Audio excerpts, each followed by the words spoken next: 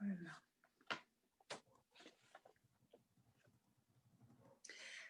Très bien. Alors, je pense qu'on peut commencer cette All right, so welcome everyone.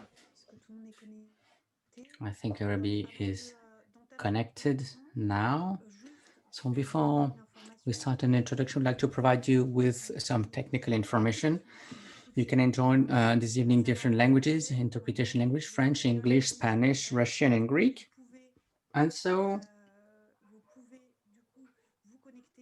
you can connect to the different interpretation channels at the bottom of your screen or with the small planet. And if you're using a tablet or a smartphone, you have three dots that you need to click on in the corner of your screen. And then you have a roll down menu with the interpretation of languages function. Also, in the chat box, you receive some instructions. And without further ado, we will move on with this event. So I'm the moderator. I'm Charlotte Balavoine, member of the Communist Party. I'm a member of GUE NGL, the European Parliament, and I will chair this session with Cristina Simo, who's our comrade from the Spanish Communist Party, and she's in charge of feminism for the Communist Party of Spain. So I propose that we start this assembly right away. So it will be split into two parts, and Christina will further explain how we organize this conference. The first is an international block and then a European block. And this is taking place in a particular context, which is that of the pandemic. So we are forced to actually meet online. And this is now a global pandemic that has shown patriarchal and class divisions in our society, even more so than in the last decades. This pandemic has shown the disasters of 30 years of neoliberal policies in Europe and in the rest of the world, with scarcity or shortage of beds, face masks, detergents, and generally speaking, different types of shortages when it comes to managing the health crisis. And also we see that some treatments are subject to patents by companies that want to pay dividends to their shareholders. So this is inequality in terms of health, which is impacted even more so women. And so this inequality affects us all, including the most vulnerable people in our society, that is people facing precariousness, because the only way to get out of the global pandemic today is to find a treatment and a vaccine against COVID-19. But today, treatment is in the hands of multinational pharmaceutical companies, which only work for profits. They don't work for public health and health for all, which is what we demand. In the pandemic, women were in the front line. They were the first in charge of basic duties. They supported our society. And why? Why were they in front line? Because they have the most precarious jobs in our society. People working, provided domestic aid, nurses, people working as cashiers, social workers, all these people who enabled us in wave one of the pandemic to hold on good and run society and push back the virus. So healthcare and also sectors of society where you have around 70% of women in the EU, that's healthcare, social work, services, and education, which are the most undervalued, underpaid, and most despised sectors. We saw that in the first wave of the pandemic across Europe. People have been clapping their hands and applauding at 6 or 7 p.m. for the care workers. But these people have not received additional wages for what they did in many EU countries. Also, the victims of repression, and that's the case in my country, which is France. And now, during the pandemic, we also saw an increase of economic and physical violence against women. Why economic violence? Well, simply because women have the most precarious jobs in our society. Women are directly struck by partial unemployment, risk to lose their jobs, and forced labor. Forced labor has caused a lot of pressure. It has created a lot of pressure with different types of harassment on the workplace and different types of online harassment, especially for those who had and still have remote jobs. Women were already the victims of poverty in Europe and worldwide, the first victims, and Oxfam, the famous NGO, believes that 65 million people worldwide could fall in poverty because of the health crisis, and that's mostly women. And among the most vulnerable ones, you have single parent families, mostly women across Europe. 80% of them are women in Europe. So single parent families, and they're facing an increased risk of precariousness. During this period also, we've seen an increasing percentage of physical and psychological harassment, sexual harassment online and offline, because women were often under lockdown with their offenders and faced domestic machist violence, which has strongly increased. We consider there is 30% violence more in some EU member states, like in France, Portugal, or Belgium. Also, we've noticed that the most precarious women are facing a harsh situation in our society, and whether facing precariousness is even more complex for them to escape violence, or even more so to escape precariousness. And among the most precarious women, you have people who are particularly vulnerable, including migrants or those who are the victims of prostitution and trafficking in human beings in the EU, but also worldwide. And these women couldn't find a way to improve their situation, which got even worse with the pandemic. So with a clear lack of solidarity during the crisis, and more competition was created between the member states. This is nothing new because of the current constitution of the EU, because in the very design of the EU, the spotlight is put on competition and not on solidarity between the peoples. Now we've had good and clear examples of hateful actions. We've seen that Italy was fully abandoned between wave one of the pandemic. Italy was completely abandoned by the other member states of the European Union. We can also remember these episodes like the theft of face masks in Hungary, that masks that could not be distributed elsewhere. And so this conference is also very important because we need to show other examples of management worldwide that would foster more solidarity between people and not actions done at the expense of others, as we saw recently in Europe. Additionally, we can say that for women, this period was a period where the pandemic was used as an instrument to reduce the social rights of workers, also their fundamental rights, and those of women, which are human rights, which should not be denied, although they're being questioned today. So there again, there are different laws that have been passed in several countries when it comes to wage equality, or when it comes to retirement in France or social security. Also, there is violence against women directly done by the law, by the current laws today in Poland, for example, and there, thanks to the women's mobilization, um, things have been, their rights have been suspended, like the law on abortion, and different laws and repressive measures have been taken against women that they appeared in countries like Hungary. Now, given this situation and this dark panorama, we could react, and we have to say that feminism also have a huge echo in Europe and worldwide, and feminism can win battles. The feminist movement is certainly the strongest one today worldwide, and certainly has a capacity to win concrete battles and deeply change society, because we're demanding a revolution against patriarchs and a more global revolution against the current capitalistic system. And this is what my comrade Christina is going to further detail for you. Christina, you have the floor.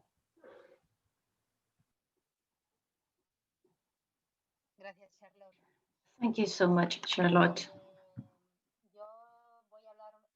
Indeed, I'm going to speak about the expectations that we have around this assembly. We think that feminism has to be mainstreamed in all kinds of struggles for the future of free and equal people living in peace. That's why we call on all feminist and women's movements in Europe to be united and establish alliances with other progressive forces, left-wing and environmental movements in the continent, in order to create a new system that adds value to life, to the life of people and of the planet. We have to all walk together towards a radical paradigm shift. If something has been said by the pandemic, is that the system kills, it doesn't care, and it ill-treats those who care.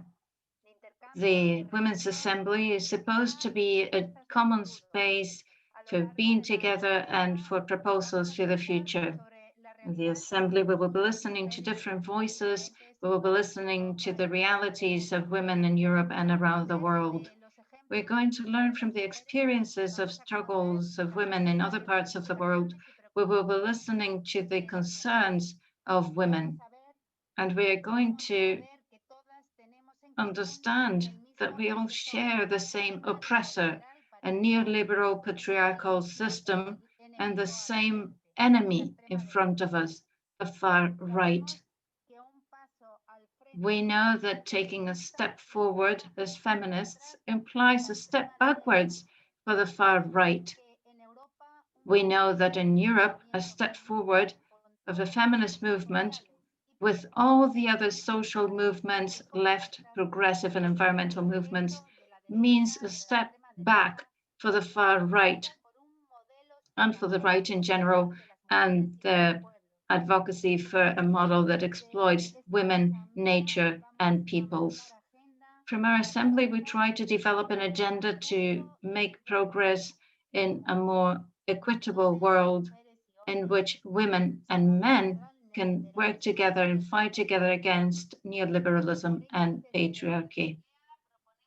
That's why from this assembly, we suggest that we establish alliances and also a cooperation with the International Democratic Federation of Women. First, we will be listening to the outcomes of the workshops of the women's assemblies, first on economic violences and the second one on sexual violences. Both of them, of course, looking at the situation around the pandemic. And that will be discussed by Katerina from Syriza. And the second workshop will be summarized by myself. After that, we will give the floor to the first international section, where we will have Ani Raja's presentation from India. We're sorry to say that we cannot have Lorena Peña with us, the president of FEDIM from Salvador. She's had some health issues, and unfortunately she cannot be with us today. So we hope that we hear from her soon and that she gets well soon. We will have Liz Toledo from the US. They will be introduced later on, and they will have 8 minutes for the presentation. After that, we'll have a Q&A session. And we will continue with the second part of our assembly. We will have the European section, and we will be listening to the presentation of Hélène Bidard from France, Noelia Vera from Spain, Nina Ostatnina from Russia, and Angeliki Bisviki from Greece. They will be introduced, and they will have the same time for the presentation and the Q&A, just like the previous speakers on the first block in the first section. Once we finish the second part of the assembly, we will continue with the presentation, reading and approval of her manifesto. And after that, We will read the general conclusions from the two parts, from the International and European part of the Assembly, to finally read a poem. Now I'll give the floor to Charlotte so that she continues with the questions. Sorry, to Caterina rather, so that she explains the first, so that she shares the summary of the first workshop on economic violences. Thank you.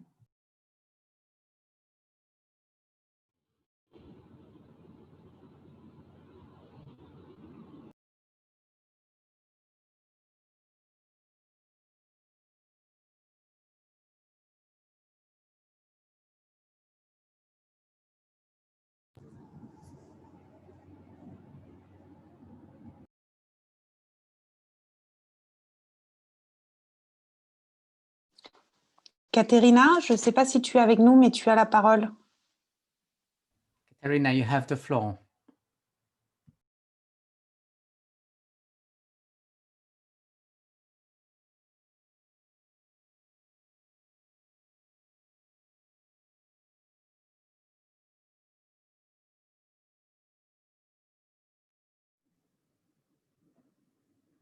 Creo que vamos a esperar un poco a Caterina y So we quizás will wait for Caterina, and maybe we can give the floor to the next speaker then. Cristina, je te propose de faire la conclusion du deuxième panel. Cristina, ¿puedes you hacer can la move on. conclusión del segundo panel? Okay, so I will start the summary of the second workshop, which revolved around the struggle against sexist violence. We had Clara Alonso from the Ministry of Equality in Spain, a colleague from Poland, and Jose Fischer, who is a prostitution survivor in France. In that workshop, we could see two models against each other, the far right model and the feminist model. The feminist movement wants to have care at the center, the core of all policies, while the far right denies human rights to women. In Poland, with the far right in power, women are seeing how their rights are cut, and a very restrictive legislation around abortion was deemed to be introduced, and the feminist movement blocked that. And they also brought together the different struggles and promoted and promoted demonstrations and stopped the advance of the conservative movement. In Spain as well, the feminist movement has demonstrated as never before on the streets. And this feminist movement in Europe in general has worked against the criminal alliance of the patriarchy and capitalism.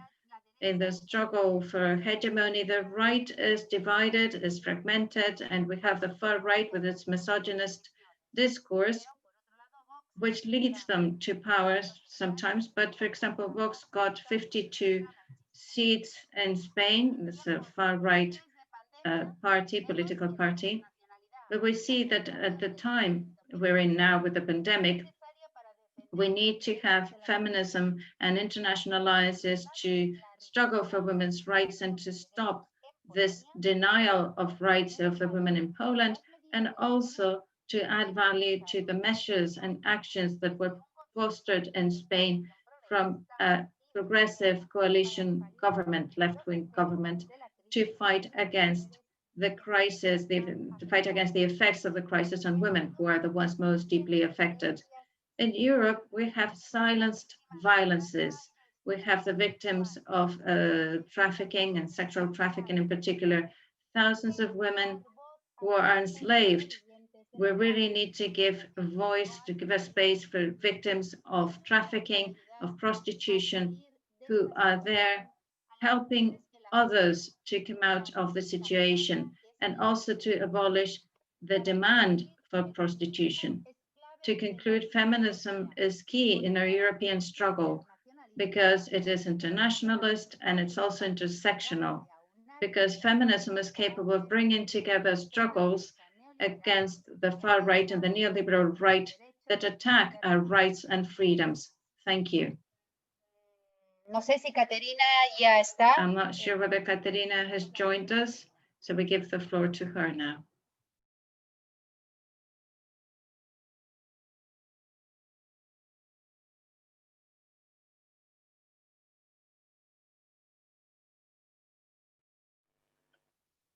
Oui, j'étais ici Sí, dès le début, mais estaba aquí desde el principio, pero no estaba como panelista. Creo que por eso no me podían oír, creo. ¿Ahora me oyen bien? ¿Sí? Sí, se te oye perfectamente, le dice Charlotte. Buenos días a todas. Soy Caterina, pero habría que decirle que se acercara del micrófono porque tirada para atrás sí que no se la oye muy bien. Soy miembro de Syriza. Soy miembro del grupo de coordinación de la Asamblea de Mujeres del Foro Europeo. Así es que, de parte del grupo de coordinación de la Asamblea de Mujeres, tengo el honor de presentaros las conclusiones del primer taller que se celebró el 30 de octubre y que trató de una de las formas de violencia, la violencia económica, contra las mujeres. La COVID-19 se desarrolló en dos sesiones. La primera sesión sobre la contribución de las mujeres en el trabajo y la segunda sobre la valorización del trabajo de los cuidados y la promoción del reparto igualitario. He escogido entre una lista de conclusiones unos puntos clave. En primer lugar, en la primera sesión, en cuanto a la contribución de las mujeres en el trabajo, la COVID-19 ha reforzado the violence against women, but it's not created that. The fact that women's in their contribution and their work contribution is underrated has always existed, unfortunately. The gap, and particularly the wage gap for the same work, is a fact of life. It is a sign of violence, and it is the tip of the iceberg. The cause behind this wage gap is the fact that women find it difficult to find a space on the labor market. There is both horizontal and vertical segregation, and women are now still maintained in a situation of precariousness with a limitation to their ability to develop. Women are often stuck in badly paid jobs, particularly in the field of health, social care, cleaning, retail sales, etc., etc. In those jobs, working conditions are often precarious and part-time work is often the norm. We have seen with the pandemic that extreme precarious situations have become more visible, and we believe that it is increasingly difficult now to protect women who have no access to social services, very little social protection, and do extremely physically demanding jobs. This makes them even more vulnerable to prostitution and trafficking. We also stated that distance work seems to be becoming a standard everywhere. It is something that has appeared during the pandemic, but we believe it will stay after the pandemic finishes. It is obvious that the generalized use of telework is also having huge impacts on the life of women. There is a blurring of the boundary between working time and family time. Women also have to continue after they've worked at home to take care about their family, children, and this leads them to becoming alienated from social life. We also see new forms of violence appearing online and new forms of sexual violence, such as, for example, the famous Zoom bombing that has happened sometimes. Moving on to the second topic that we looked at, promoting the value of women's work and pushing for more equality. It has been obvious in the past months that the gap between men and women is still very obvious.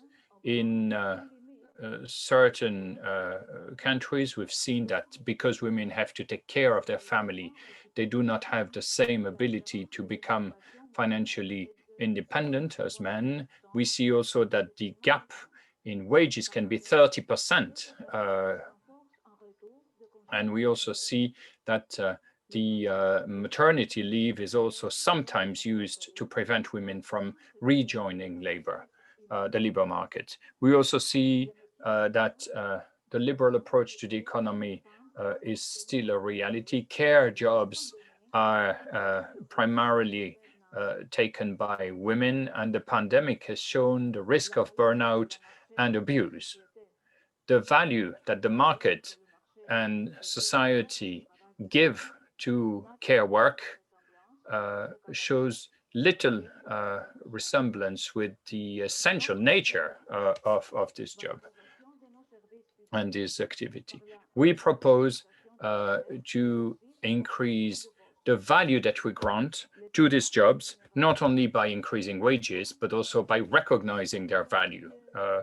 We also consider that we need as a priority to have genuine transparency as far as wage levels are concerned. We need minimum wages that will be primarily, I think, useful for women. We also need a better regulation of work, particularly when teleworking is concerned. That includes re-evaluating upwards the wage level, but also the conditions of work. There must be strict monitoring and inspection of the amount of time women spend at work. And that is how we can ensure a better balance between private life and work life. Moonlighting and invisible work and illegal situations of employment must be also denounced. Promoting working conditions, again, as I said, is also a clear priority. Trade unions have also to adopt a more feminist approach by incorporating in their demands the need to promote women's rights through collective bargaining, the need also to increase wages and to reduce the gap between men and women. We need clear guidelines also at national and European level. We need cooperation agreements with binding provisions that will ensure the protection of women. Gender segregation has to be fought also professionally, and that can be done maybe by a so-called charter for respect. Women have to be also invited and allowed to participate to all decision-making processes. Now, during the COVID-19 crisis, specific measures have to be adopted, particularly minimum wage, which are necessary to support extremely poor workers, and particularly single mothers, and also those who suffer from other issues such as disabilities.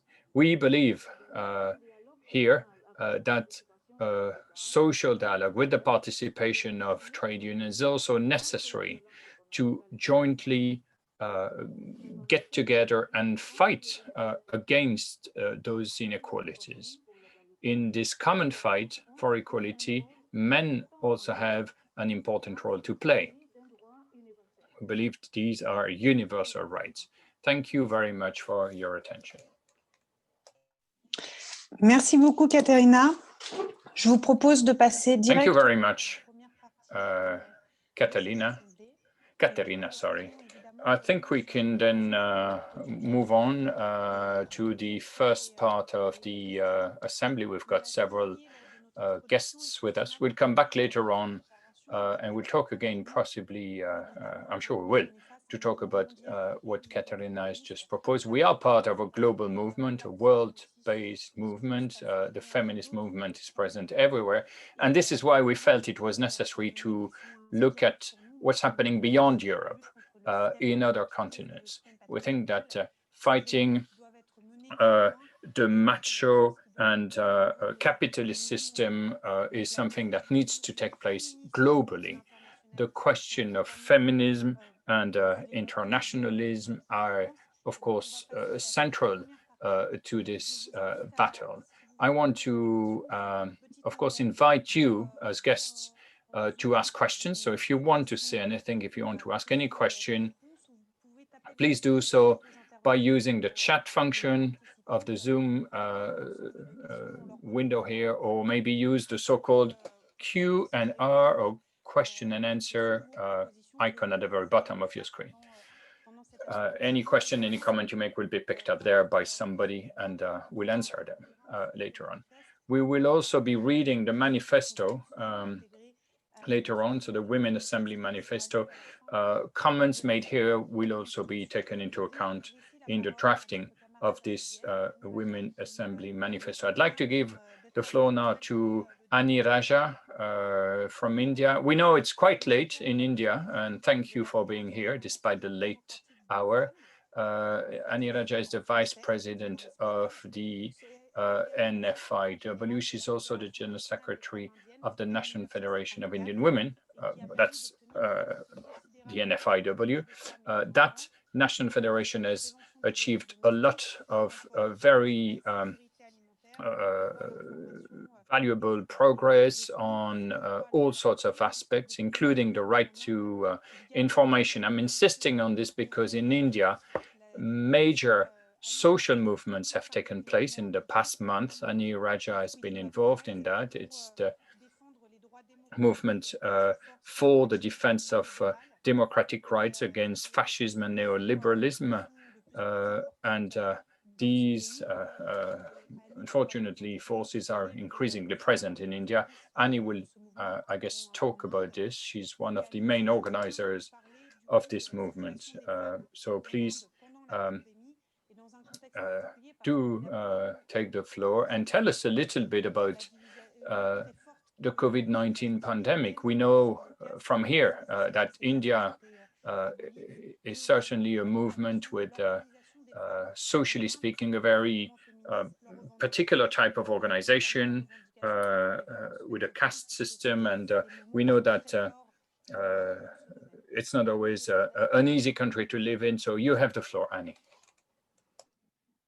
Thank you very much. And first of all, I would like to thank, on behalf of my organization, the National Federation of Indian Women, the European Forum, for organizing this Women's Assembly and inviting me or my organization be part of it. And I am thankful to the European Forum, and I extend my greetings on behalf of the entire women of our country.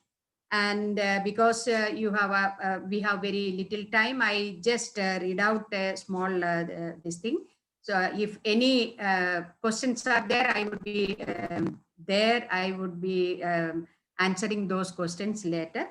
But I will start by reading my small note. India is a democratic country with a written constitution, and it is going to celebrate 75 years of its independence in 2022. During these 7 decades of freedom, India and its women have progressed in a great extent. Indian women have started her journey with the universal adult franchise. Indian Constitution assures equality and justice to all citizens. Government should have translated it into the lives of women through affirmative actions and policies. But that did not happen the extent it should have been happen. women constitute 50% of the, or almost 50% of the population.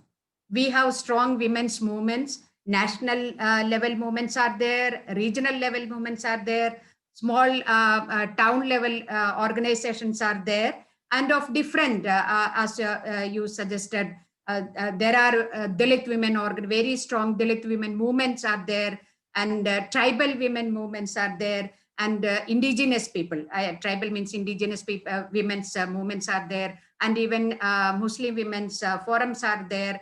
So a lot of very vibrant women's movement is here in India.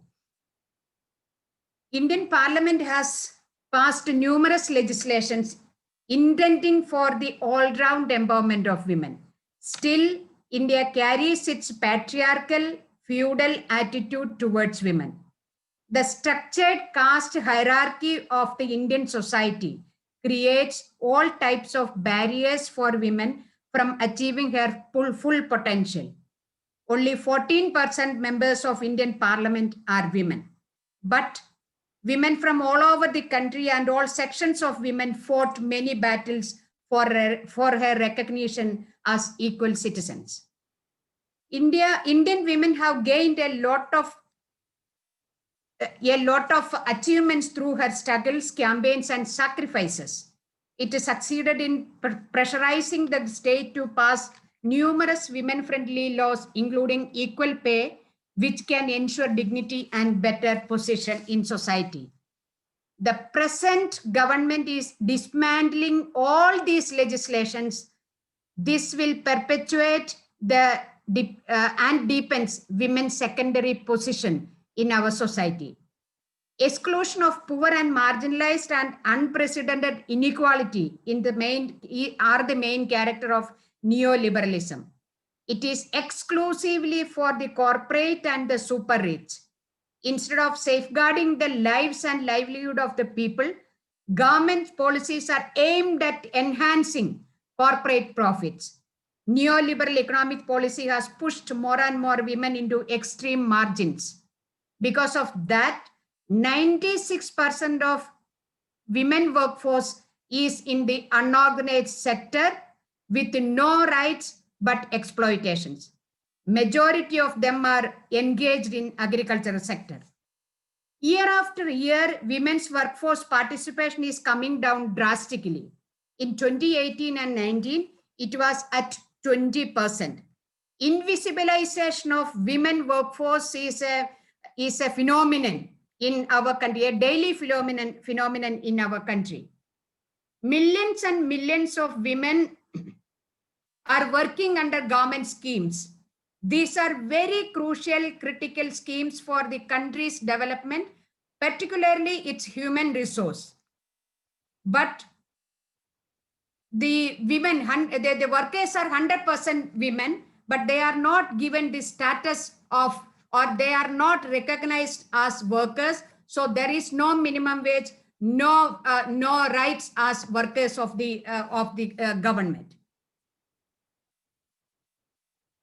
Since 1990, successive governments have withdrawn from the basic sectors like health, education, employment, etc. New legislations were passed and made it mandatory for availing basic constitutional rights. It excludes millions of people from their fundamental rights of food, education, etc. And the biggest victims are women and children. More than half of the women and children are in my country are anemic. Using COVID-19 pandemic, the government has privatized almost all the public sector industries and undertakings. That has taken away the opportunity for getting employment for the youth. The unprecedented COVID-19 pandemic and the unplanned lockdown accelerated the discrimination and devastation of women of all sections, particularly the vulnerable, poor, and the daily wage women workers. On the one hand, the lockdown has destroyed the livelihood, and on the other hand, physical distancing snatched away many women's source of earning and income. women have become the shock absorber of the family during this COVID period. As hospitals are turning away patients other than with COVID, the elderly, the sick become additional responsibility for women. As schools are closed, the online education will increase the dropout of girls because millions of them live in huts without smartphones, without electricity, or even with internet. The future of these girl students become a big challenge for us. Women are facing another pandemic too, that is violence. World over, this is the case. India's National Commission for Women have come out with a report saying that the domestic violence has increased manifold. But the commission or the government did not show any political will to implement the existing legislations to prevent crimes against women. There is no effort from the part of the government to address the question of violence against women. Today, women are not only challenged with the capitalist or corporate mode of production and capitalism, but with fundamentalist Manuvadi ideology. Manuvadi means which resembles Hitler's idea of women. Misogyny has become the norm of the day. Democratic institutions are undermined and right to dissent is being criminalized. Anyone who dared to differ and dissent will end up in jail. Right to choose is a big challenge for us. Now, many state governments are planning to bring some legislations against the young people of their right to choose. Even though the present situation prevents women from collective bargaining for their rights as a citizen or as a worker. Recently, millions of women came out and raised their voice for equality, justice, and freedom. The coming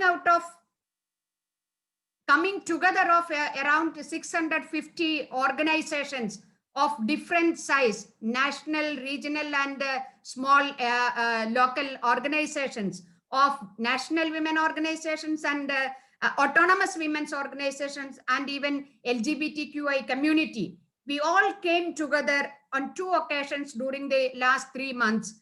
One was on 5th September and the other was on 29th October. Millions of them in small groups and of 5 to 50 people in different areas in villages across the country, and physically, and as well as joining in online through the struggle songs or the webinars or some other programs, through some other ways. They all came together and they they said they will fight for their constitutional rights. So we, the National Federation of Indian Women, which is the first mass women's organization of this country, has decided to take up the question of gender and caste. Caste is, as I said earlier, caste atrocity is increasing. It is government's own account, saying that the lower caste people, because the Indian society is structured in hierarchical order, upper caste and lower caste people are treated as not as humans but worse than animals. That is the situation. So these questions should be, we have decided to, because we are going to celebrate 75 years of our independence, we are asking, where are the women of this country? Where are the women's agenda of this country? Women are forcefully evicted from all sectors, from the employment, from education, from health service. So we, under the theme of gender and caste, from margins to mainstream. So far, you pushed us to the margins, the women and the Dalit and other marginalized women. The government, the system pushed us into the back. Now we want to occupy the mainstream. And political parties, we demand that the political parties should bring gender and caste agenda into the forefront of their political agenda, in parties' agenda. It is not that at the fag end of their meetings, they cannot discuss about women and their issues. The priority should be given. So we have started the first webinar, and almost 50 webinars will be there. And what we are proposing that gender segregated data should be there. Without a data, no policy formulation can be useful for addressing the women's question and women's issues, which are there facing in a very large scale. So gender segregated data should be there, and gender and caste should be at the center of any policy formulations by the government in post-COVID era. And we through our Women International Democratic Federation, we are going to request WIDF FEDIM that Day for Global Feminist Solidarity Day should be organized, so that women in Europe, women in Africa, women in Asia, women in all over the globe can come together, because on some of the issues, the core issues of us, the women of the world, are the same wherever we are. So there is a need, the post-COVID era needs the hand-holding of women of all, the entire globe, that will help each and every country and their women to take their agenda into the forefront of their independent government's agenda and policy formulations. This is what we are thinking now during this COVID period. And once again, I thank the European Forum and the Women's Assembly for inviting us and making us also part of this your process. This gives an opportunity to understand what are the issues, what are the issues which are similar to different the continents of the world. So thank you very much, and I will be staying back till the end of this assembly, and I'm willing to answer any queries and questions from any participants. Thank you very much, and a red salute to all of you.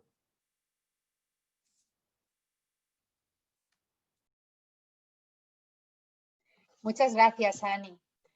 Pues ahora voy a presentar. Thank you very much, Annie. Now we'll be introducing our next speaker. Our next speaker is Liz Toledo. She's from the US, and she belongs to the association Women in Struggle. She's a revolutionary feminist, and she has worked for the liberation of the international proletariat as a lesbian immigrant from Latin America and an internationalist communist. She has been at the forefront of many struggles, always trying to bring down capitalism and colonization in all its forms. We'd like to ask you, Liz, about the situation of women during the pandemic and against Trump and against the far right, the organizations and feminist demonstrations in the US, and how they converged with other movements such as the anti-racist movement in the US. Thank you so much, Annie. And I'll be speaking in English, so I guess the interpretation will be done in English as well. Well, you know, to other languages. Dear comrades, revolutionary greetings from Mujeres en Lucha, Women in Struggle, and the Socialist Unity Party, Partido de Socialismo Unido in the United States.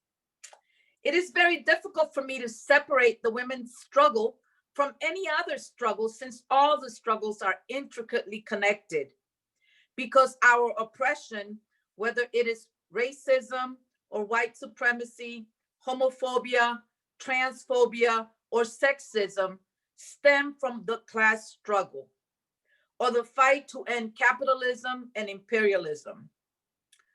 Anti-racist and anti-white supremacist work is women's work. The leaders of the Black Lives Matter movement are women.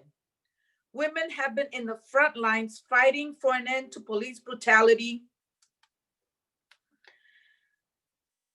and demanding the abolition of police and ICE, because it is precisely our Black and brown and indigenous children that are being murdered by these racist systems.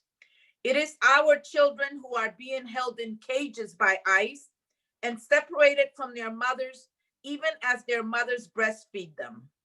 It is our indigenous children everywhere in the world that are being murdered for defending their land. Fighting for the rights of LGBTQ2S people is women's work. Homophobia and transphobia are the tools of the capitalist system to keep us in our place by forcing us to accept labels and rules that say, this is the only normal way to be a woman, or this is the only normal way to be a man. This also works to keep us divided and fighting each other, while the bankers and the bosses and the imperialists line their pockets with the profits from our blood and from our sweat. And of course, the fight against the oppression of women is not only women's work, but it should be and it must be the work of all revolutionaries, no matter the gender. Revolutionary feminism is the struggle against sexual and domestic gender violence. It is the fight against forced sterilization and forced birth control or abortion for poor women of color. It is a continuous struggle for women and trans people to have dominion over our bodies and over our lives.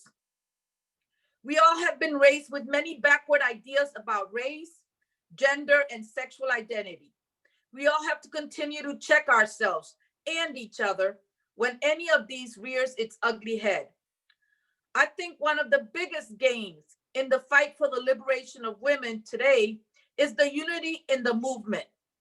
Women, men, young, old, gay, straight, trans, Black, brown, indigenous, and white. We all are standing with each other, protecting and defending each other. If we are to achieve the goal of liberating the proletariat, we must continue to stay united, keeping our eye on the true enemy, which is capitalism and imperialism. Comrades, I want to now focus on how COVID-19 has worsened long-standing gender inequalities in the United States and around the world.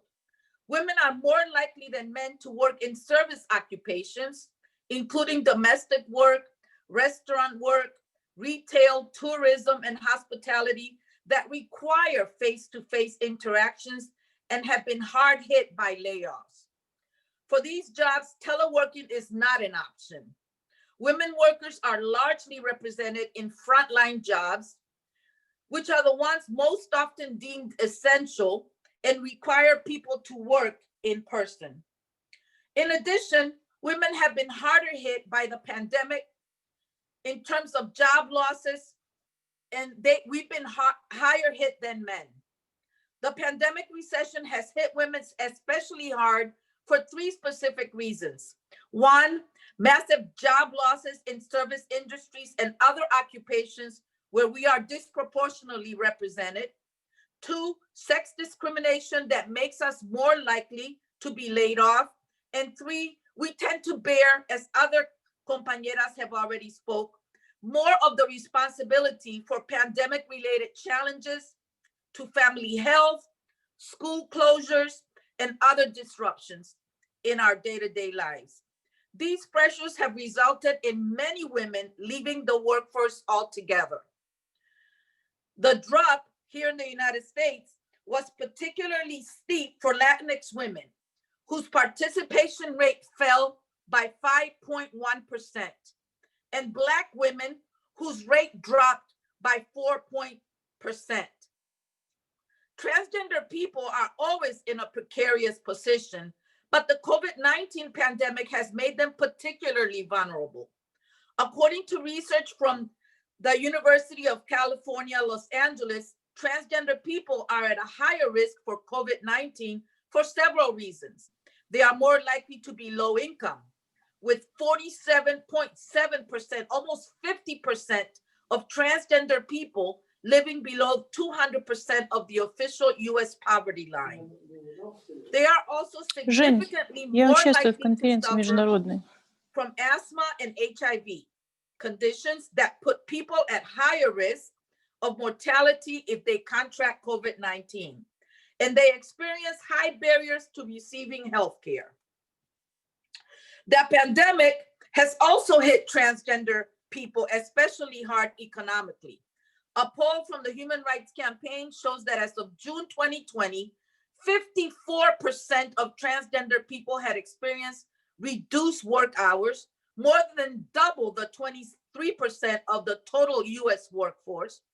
27% of transgender people had experienced pay cuts, compared to just 7% of the US workforce, and 19% had become unemployed due to the pandemic.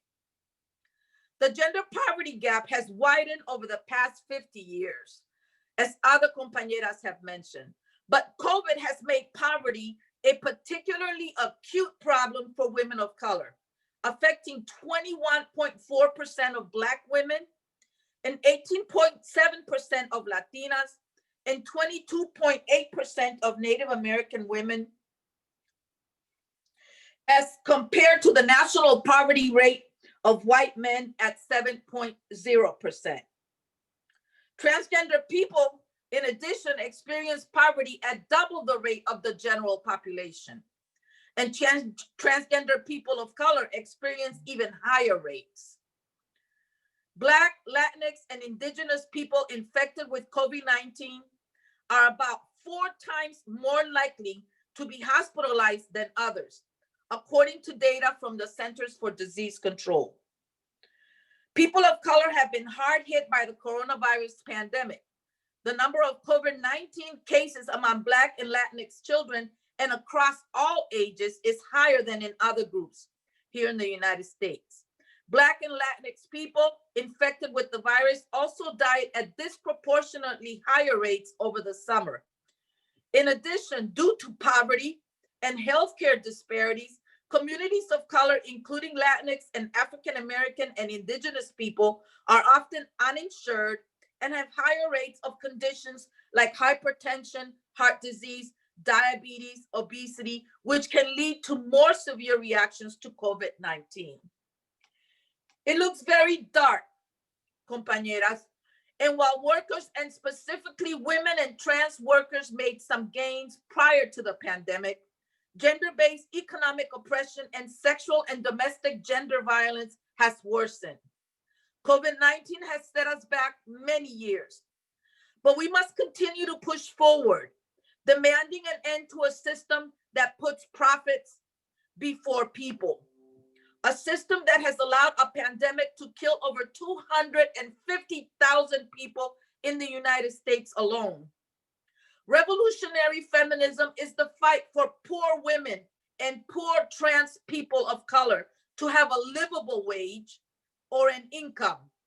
It is defending our right to make decisions about our lives and our bodies, whether this means keeping our babies and having the resources to raise healthy children, or having full access to healthcare, including medications and surgery to transition if that's what we choose.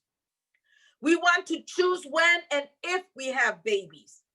We want to choose in what body we want to live our lives. We want to choose a life free of sexual and domestic violence. We want to choose who we love. We want to choose liberation for all. This is what true choice is about. And this is true revolutionary feminism. Women and trans people living in the belly of the capitalist imperialist beast will be in the front lines, led of course by women and trans people of color. United, we will give the final blow to this decaying system and build a world where every life is valued and protected, where people are more important than profits. Once again, thank you for inviting us, and I look forward to listening to all the comments by the rest of the comrades. Thanks. Merci beaucoup, Lise, pour cette intervention. Well, thank you, Liz. I'd like to thank Annie also. We have received a series of questions, which I'm going to share with you, and so you'll have time to react. And then we'll move on with the second panel. Question from Nora Izquierda Unida. That's for Annie. According to ILO, International Labour Organization, 90% of the workforce in India is in the informal economy. What is a feminist strategy that we need and that you need for women who are in the Indian informal economy? Second question for Annie. How do you get organized with so many people in your country? Such a large population, especially given the current restrictions with COVID and the digital gap that there is in your country too. There's another round of questions for both of you. First, how to deal with the women who are the victims of violence and what structures, what are there to help these women who are the victims of violence? And does your government in the US or in India fund these types of structures to help women, especially during the COVID crisis? Last question, what actions is foreseen in your respective countries for tomorrow, which is International Day Against Violence Against Women? That's the 4 questions. In addition to this, we got a comment from Judith Morva from Hungary, who says that the Workers' Party of Hungary proposes that free abortion and should be paid for by Social Security and requires the ratification of the Convention of Istanbul, which is International Convention or against violence against women, to make sure that these should be mandatory, to make sure that these countries should be considered countries with the rule of law if and only if they have ratified Istanbul. So we'll answer these questions in the same order. So Annie, I give you the floor, and then Liz, you have the floor afterwards. Annie, you have the floor. Yeah, thank you. Thank you very much. Yes, it is not 90%. It is actually 96% of women are in the unorganized sector and without any legal status as worker. And there are organizations, their unions are there. Even though they are in unorganized sector, they are all unionized by the trade unions or other social movements they have organized. And through that organizations, they continue to struggle for their status as a worker. And till such a time, we are demanding and we are campaigning in different ways, meeting the ministers, collecting signatures and submitting it to the ministers, or even going to the court, demanding at least a minimum wage, a living wage for these workers. Because as I said, the privatization is happening very drastically in India. And almost every public sector industries and undertakings, even recently during this COVID period, government has handed over so many, including the space that has handed over to the corporates. So the opportunity for getting or accessing employment is becoming very, very meager and very thin. So that is why all sections are campaigning, or they are organizing struggles, day-to-day struggles are there. So that is the thing. So for these unorganized women, we are demanding there must be some legislations for all these sections, whether they are domestic workers. We do not have a legislation for the domestic workers. Domestic workers are the worst hit during this COVID period. Almost 100% of them have lost their job during this lockdown and this COVID period. So like that, many other sections. We have many schemes I referred. I am not going into details. So many crucial schemes by the parliament, by the government. But the 10% workers are women, but there is no wage. Only some even less than sometimes less than $1 they get on some days. There is no regularity of that. So we are demanding a minimum wage for them, and for that we are demanding legislations. That is what we are all, even women organizations are also taking up the women workers in the unorganized sector. So we hope that sometime in the near future, governments will have to. And it's a very difficult time for us in our country, because the present dispensation is having we can say that a very extreme right-wing government, and it is a fascist government, actually, I can say that. So, and they don't recognize women as equal citizens. So you can imagine about the situation of women workers. If a government with an ideology of just like Hitler's ideology of women, then how difficult it will be for the women of this country to have equality, justice, and freedom. That is what for that. So we will fight and we will win. That is what, as left and as communists, we are confident that we will fight and we will win this battle. And the second question is, can I take that question also? Okay. How do we organize these many numbers of women during this lockdown and the COVID period? It is all through, because my organization is a national organization, and we are in almost every states, and we have units even at the local level, at the grassroots level. And many organizations are like that, and many social organizations are also there.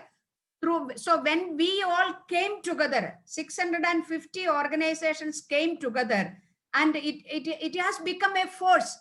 We managed to reach out to the faraway women in a corner of this country. So that's how, through social media platforms and through physical in the sense that even in spite of COVID lockdown, we can come together by 4 or 5 people can come together. So we use that opportunity. So the thousands and thousands of such small groupings of 5 women, 4 women, 10 women, that happened. That was, so the message has gone. It has reached to to millions of people. That is how we managed to mobilize all these women. And I think in a way, in every crisis, there is an opportunity. That's what we find.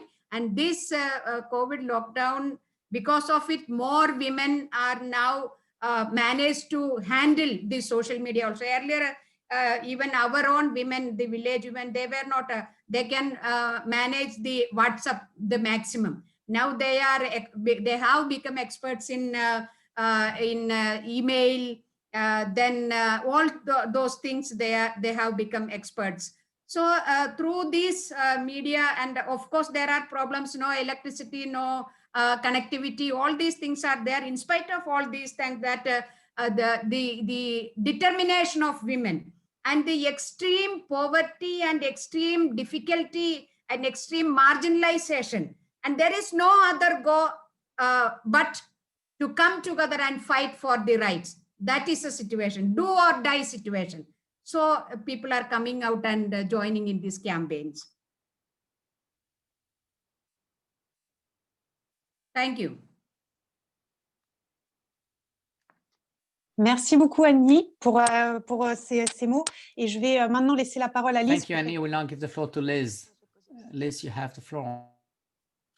Okay, I wasn't able to hear the first part of the question, but from what I gather, the question is that how are organizations fighting against domestic and sexual violence here in the United States, and if we have any type of governmental support, from what I understand.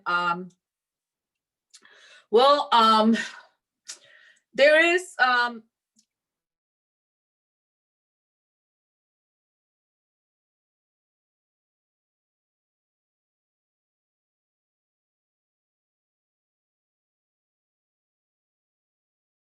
or to stay home with the children if they are not able to go to school when the children are doing remote schooling.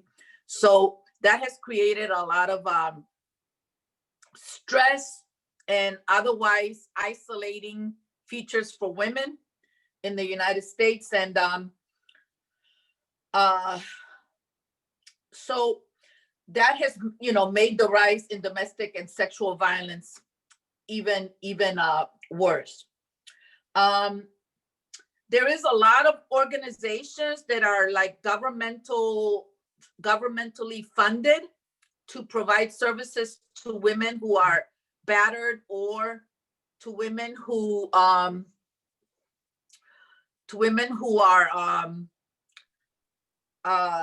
assaulted sexually. And there's shelters for women that are funded by the federal government. There's treatment, counseling, all kinds of services like that for after it happens, not before. There's very little education in terms of misogyny or the role of women and men in the schools. As you can see, I mean, the role of women continues to be the one that has to quit her job and stay home and take care of the kids or of sick ones. So, that continues to be a problem, but that there is, some programs that are funded by the U.S. government. In particular, there's the Violence Against Women Act, which every couple of years, women have to go in front of the Congress and beg for it to be funded again. Those are some of the things that are being done.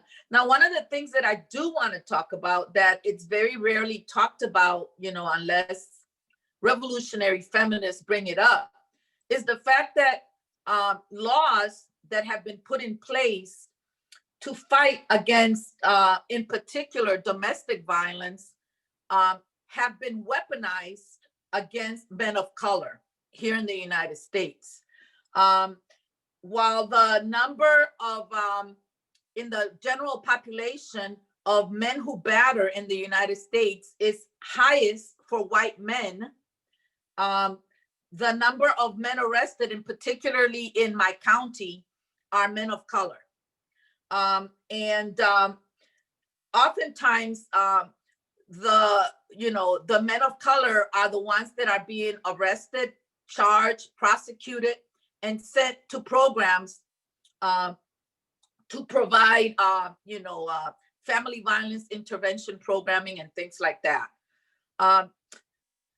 What we would like to see, some of us in the movement, is restorative justice or even community control of public safety in our communities. And that's also the call in the anti-racist movement and in the in the anti-white supremacist movement, is community control of the police, community control of public safety, for us to have a restorative justice or a justice that is controlled by each community, and particularly in communities of color, so that it is about restoration and reform and not about punishing. And it's about changing minds and about changing hearts, as we have seen in other parts of the world that have taken on this task, Cuba and other places, where the community decides what justice is going to be given to some of the members in our community who, as I mentioned earlier, have been raised under this capitalist system and, you know, have been raised to believe certain roles of men and women. And so we want to be able to, you know, provide a different type of justice, not to say that, you know, we want to sweep it under the rug or not address it, but to say that we want to be able to have control in our own communities about what the consequences or the justice or the punishment, if you want to call it that, would be for members of our poor communities, members of our communities of color, and not so that it doesn't get weaponized to incarcerate even more and more people of color and even more and more poor people. I hope I was able to answer it. I also saw another question about how feminists are, or you know, women in the women's movement are viewed in the anti-racist movement in Europe, I think. And whether we're experiencing something like that here in the United States, where they are called allies, as opposed to being, you know, included in the anti-racist, anti-white supremacist movement. They're called allies when they view themselves as actual comrades and actual anti-racist fighters. I don't really think that the division is like that here, although there are some sectors in the anti-racist and in the anti-white supremacist movement that would view all white people as allies, and not necessarily, you know, as a comrade. I mean, there are some sectors that would do that, but then there are other sectors like my organization where, you know, no matter the gender, the race, or whatever, if you're in the anti-racist movement, you are more than an ally. You are, you know, you're part of the anti-racist movement. So I don't know if that answered your questions, that question that was in the chat, but anyways, that's what I have. Thanks. Merci beaucoup, Lise. Alors, je vais Thank you, Liz. Thank you. Christina will make a short summary of this part, and then we'll move on with the next block. Christina, you have the floor.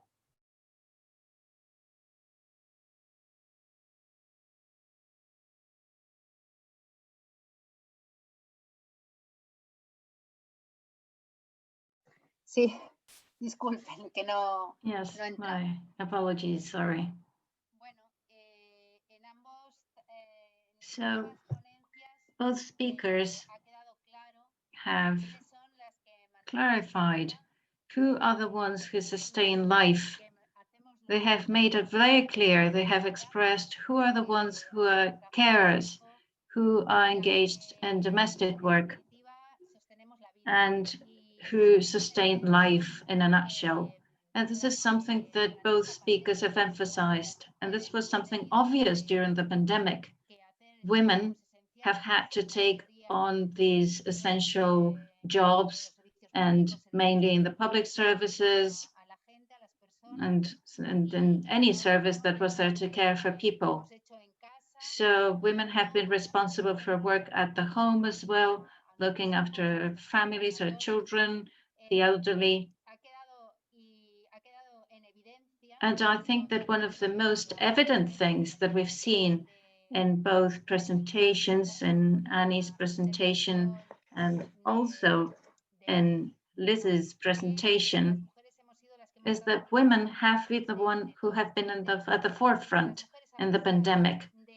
And that women, despite the fact that we've suffered cuts and precarious work and all these attacks with the pandemic, we've managed to organize and we've managed to be out on the streets.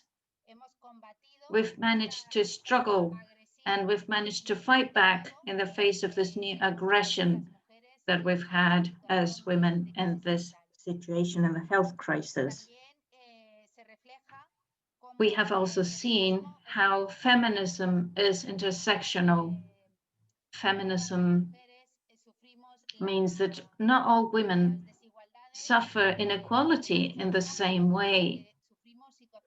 We are living in different situations depending on our life and depending on so many aspects. This goes back to what Liz was saying. She was saying that, of course, there are women who do not have all the rights, who cannot exercise their human rights. If there are sections of women who cannot exercise their human rights, we cannot reach equality. In order to have equality, we need to see the human rights of all women respected.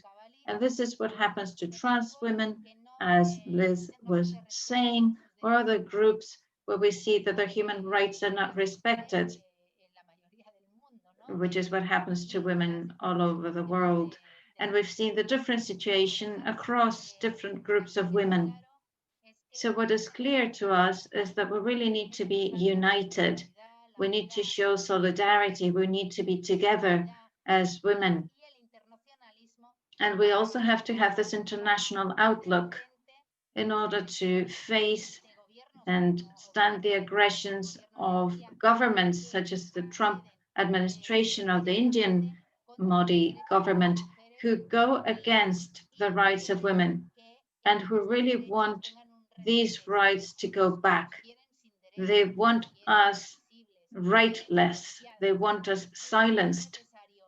And that's why women need to unite at international level so that this does not happen. And as Annie was saying, so that the rights of women that we have achieved are in the agenda of the governments and parties in the world. Thank you. Merci beaucoup, Christina, pour avoir résumé cette Thank you, première partie. Christina, for this summary of the first part. Let's now move on to the second part of this event. As we've just stated, obviously, we all have the same problems.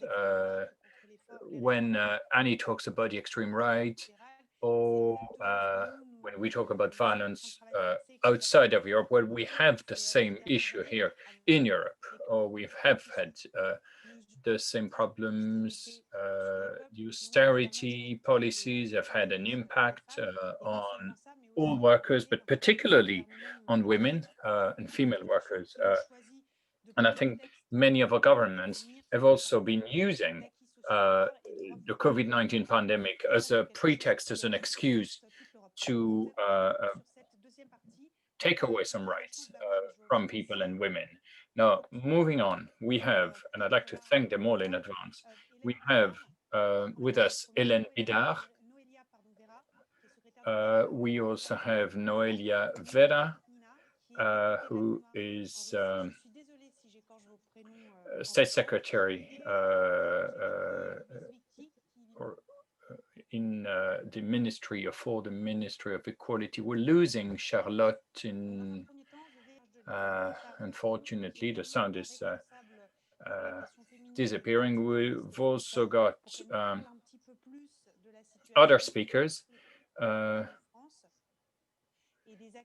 I'm sorry, but we are losing the sound here, and it's extremely difficult to hear Charlotte Balavoine. We know that France is a country that certainly, unfortunately, is very much affected by violence and sexist violence, and the killing of women is extremely prevalent now in France. So you have the floor, Hélène. Thank you, Charlotte. I'll start by saying that hopefully you are safe and hopefully your families are safe. It's an honor to be with you here. And it just feels good to see all these faces of women together. France indeed is confronted with a new chapter in the feminist struggles after the Me Too movement. I think we now have the ability to speak up and to talk, and more women of all ages, all backgrounds and all professions are now speaking up against the violence and the abuse that they suffer from. I think our times is marked by an immense amount of intolerance against women and an increased tolerance against or in favor of abuse. You can now abuse people and nobody will react, unfortunately. This is something that shows that patriarchy is an international problem. We've seen now present across the world, but it's also present in Europe and in France, and we need to act against those approaches that really divides society. As communist women in France, we are convinced that this feminist transition of society, which is happening now and which we want to support, is also going together with a deep anti-capitalist movement.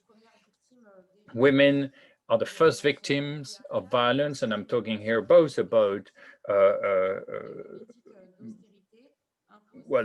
violence by men, but also violence by austerity and violence by neoliberalism. This is leading to a weakening of our public services and solidarity system. It also atomizes the labor market and makes it more precarious. The COVID-19 crisis is a sad expression of this reality. Women have been on the front line, mostly in jobs considered as essential for our societies. However, these are also the most precarious jobs. They're also the first exposed to the coming up major economic crisis that is looming.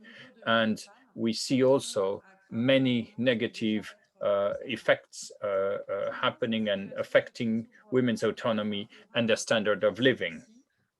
In addition, this crisis also opens up a breeding ground in Europe for extremist ideologies, both religious and political, which are, of course, enemies of women's rights. And this is clearly visible here in France, but also in countries like Poland.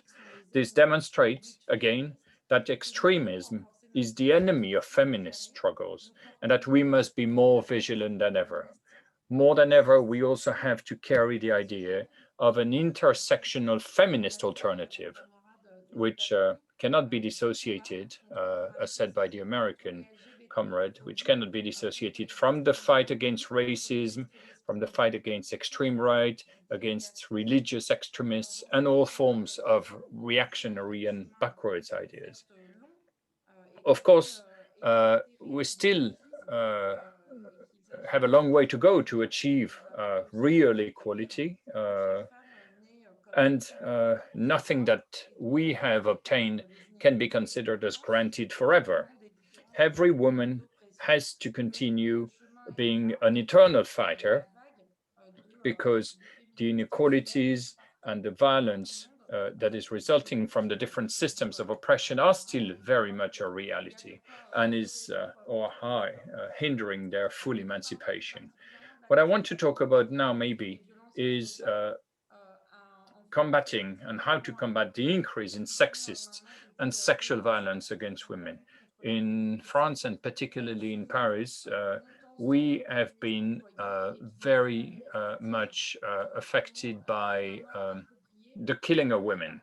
And feminicide is a new word for us. It's a word that comes from Latin America, a word that we didn't know here, but we are now using that word, unfortunately, almost on a regular basis and on a daily basis in certain cases.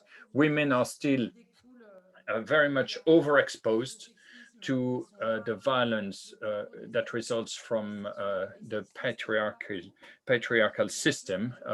Sexism is the arm wing of patriarchy and the breeding ground also for sexist and sexual abuse. Our government has stated that we have a problem and unfortunately, has appointed a minister, Mr. Darmanin, who is the Home Office minister.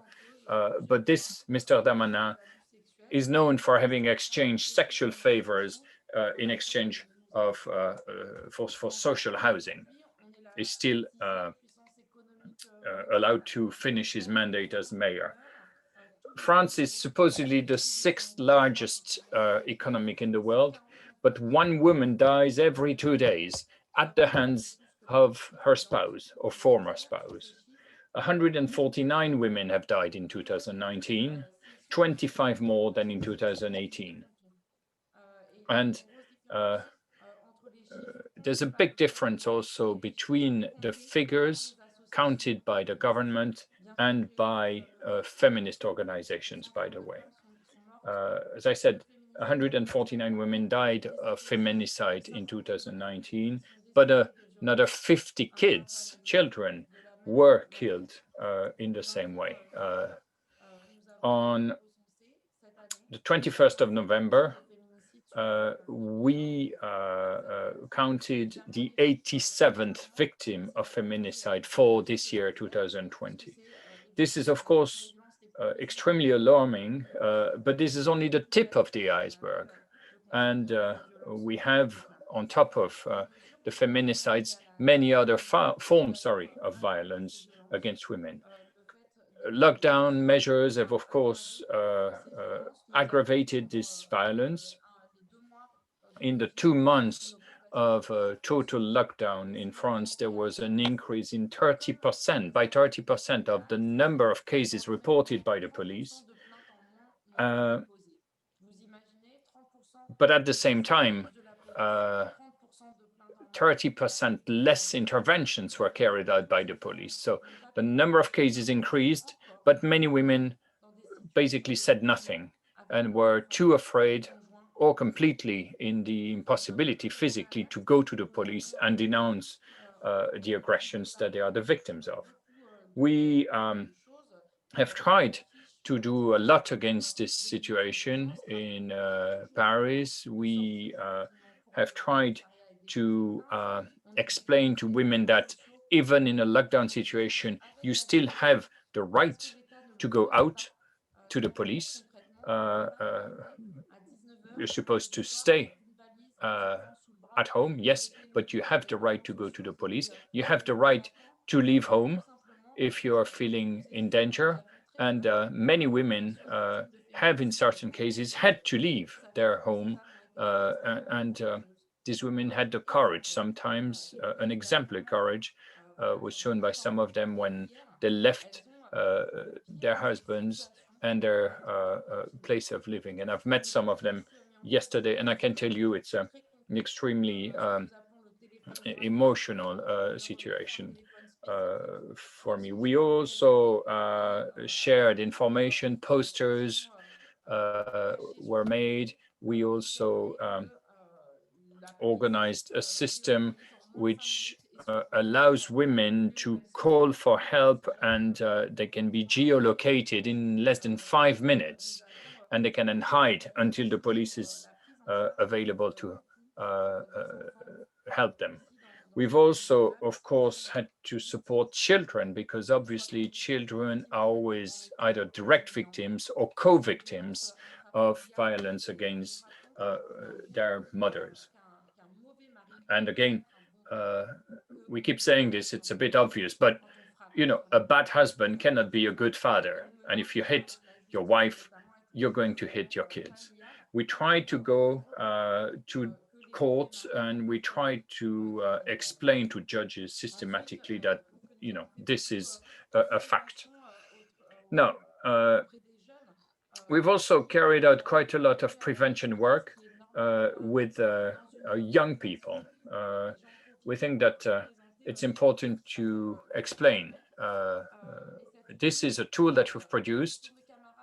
It's called the violence metering system. This is something that you might have seen. We've adapted this to France.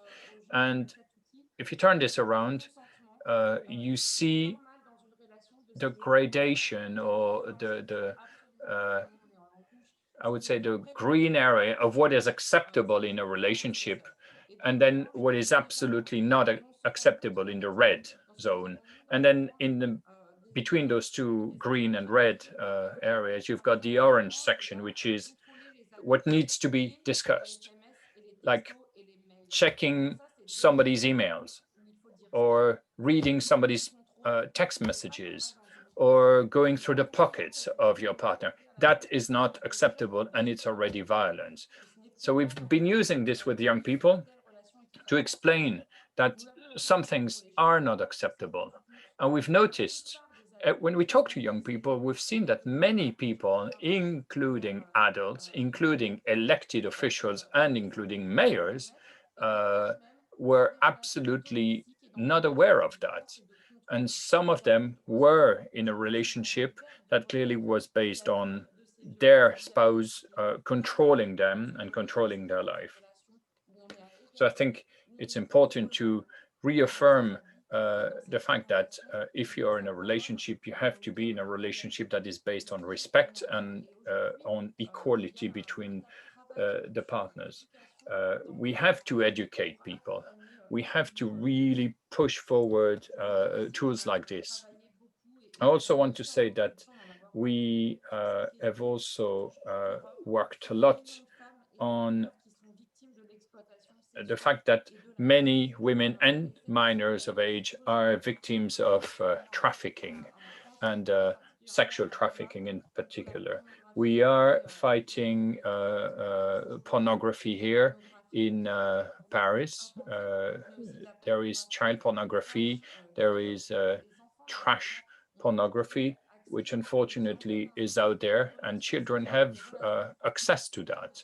And that leads to violent relationships and violent sexual relationships without consent. So it's important for us to fight all these systems of exploitation.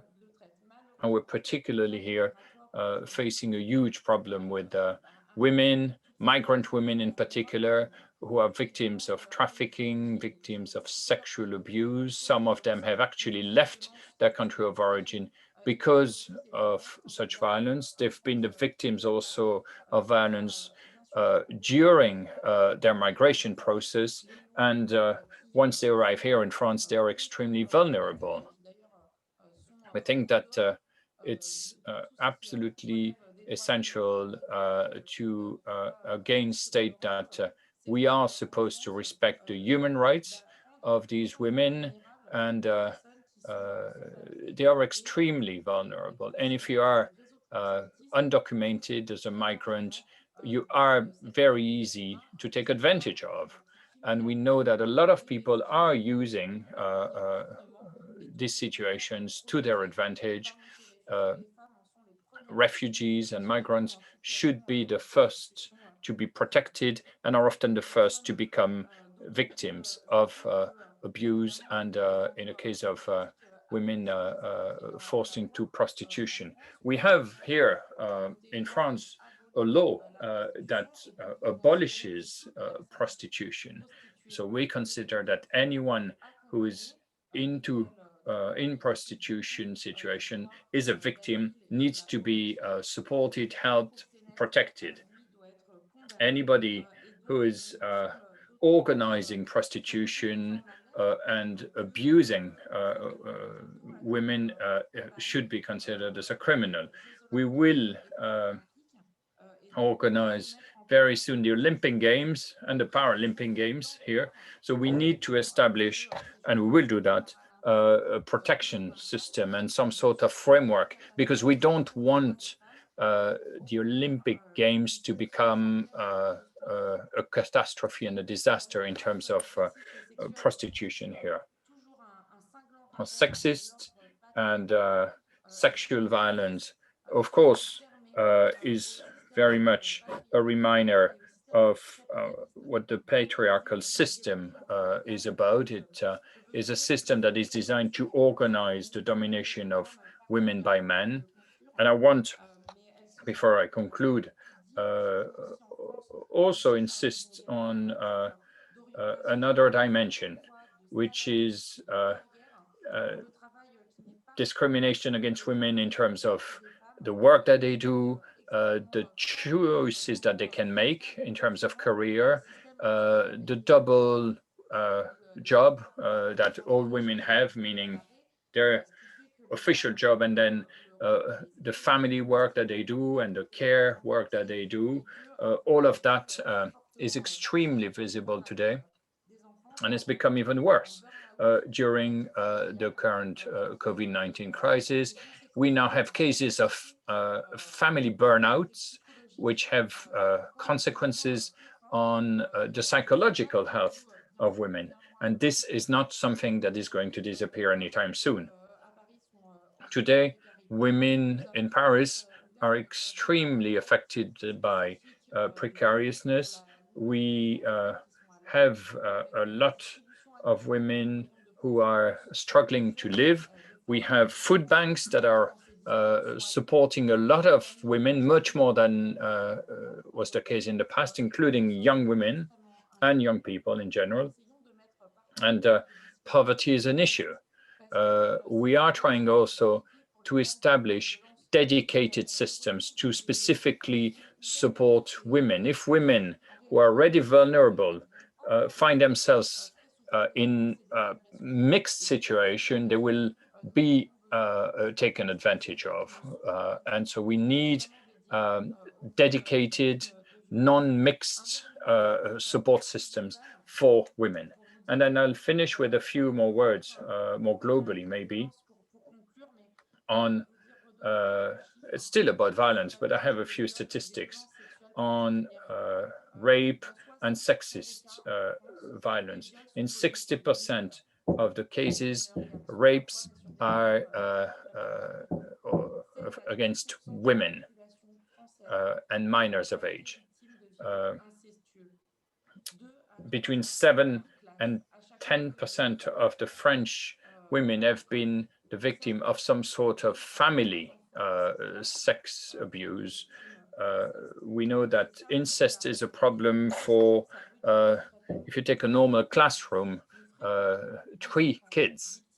We all, without even knowing it, are in contact or know children who have been the victim of incest. These kids want to talk, they want to share their pain, but no one is really able or willing to hear them. And unfortunately, we have again there the consequences of a patriarchal system, which is absolutely destroying the future of these children. Earlier, I was listening to the comrades who took the floor, including Annie from India and also the Spanish colleagues. We know in Spain, you've been fighting hard against violence, and we know that the budget that's dedicated by Spain to the fight against violence is 16 euros per year and per person. Well, it's only 5 euros in France. We dedicate very little money to fighting violence, and we need more investment. We need our budgets to reflect our true desire to do something. And I think dealing with violence is also something that involves establishing and developing the right policies. And yes, I'll conclude quickly. It's important to show that feminist movements are social movements. And we can see that these movements are starting to really work since 2017. We also need to ensure, as I said earlier, a feminist transition to society. This process is starting to really operate and to be felt, but it's not there yet. And then on that basis, we need to build a new feminist international movement. I think we need that. We need a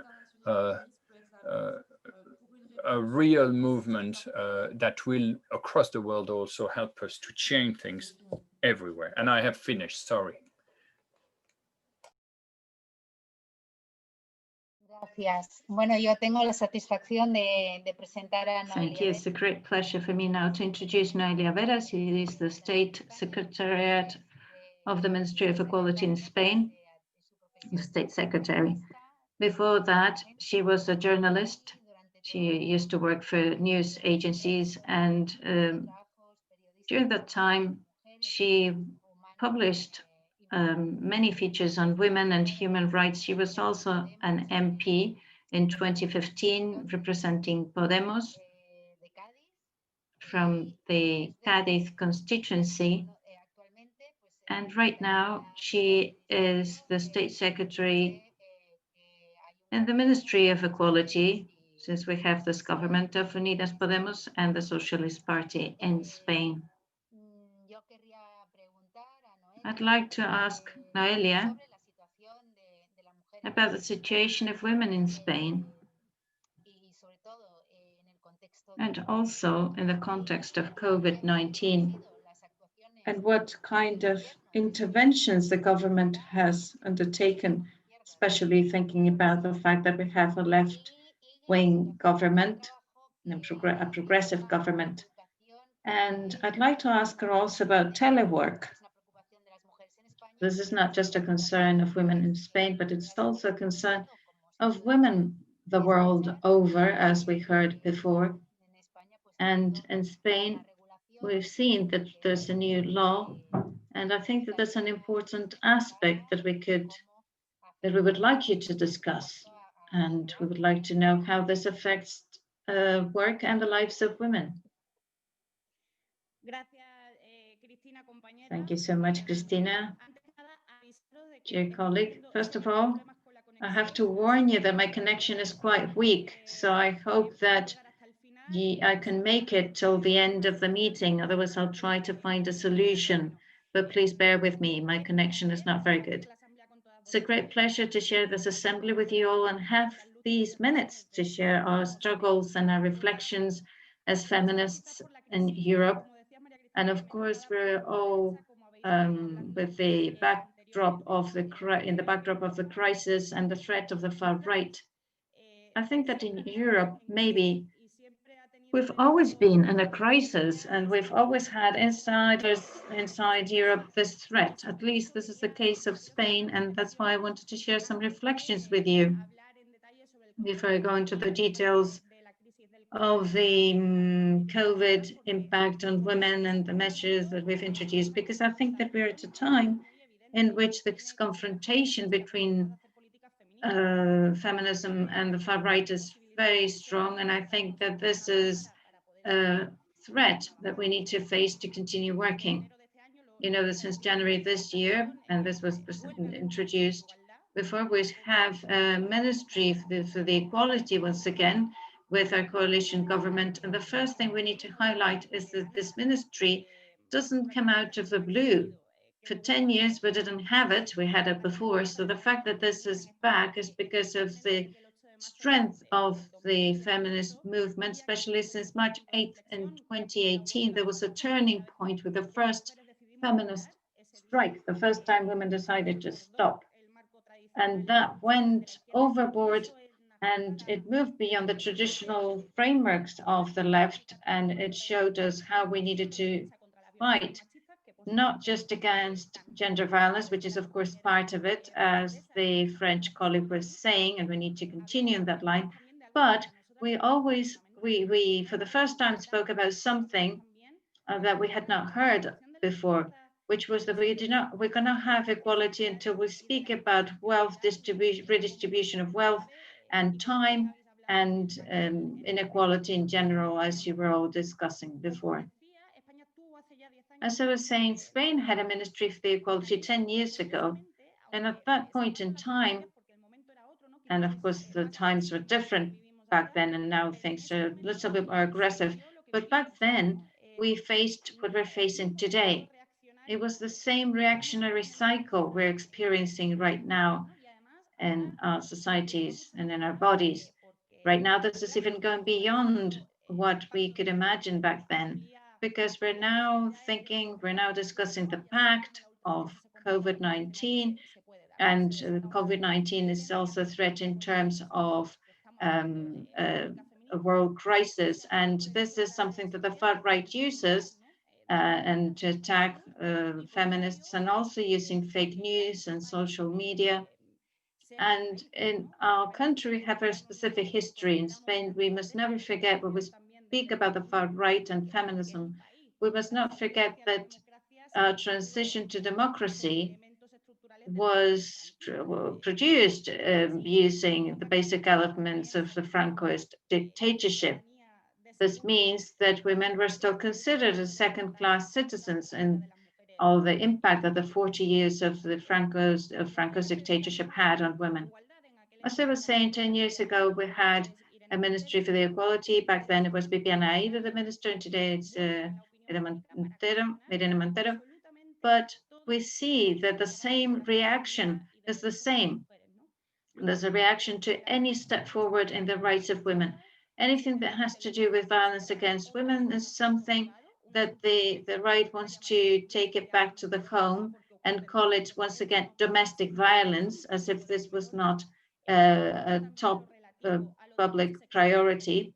They're also questioning sexual and reproductive rights once again, abortion, and of course the church and their alliance with the far right. So any attempt of introducing, for example, co-education in schools with sex education and ethics, which is of course important for us from a feminist perspective, all these things which are so basic for women's rights and the emancipation of peoples is rejected. And again, the far right goes back to sexually divided models at school, and they go back to saying that the care work is something that women must do at home.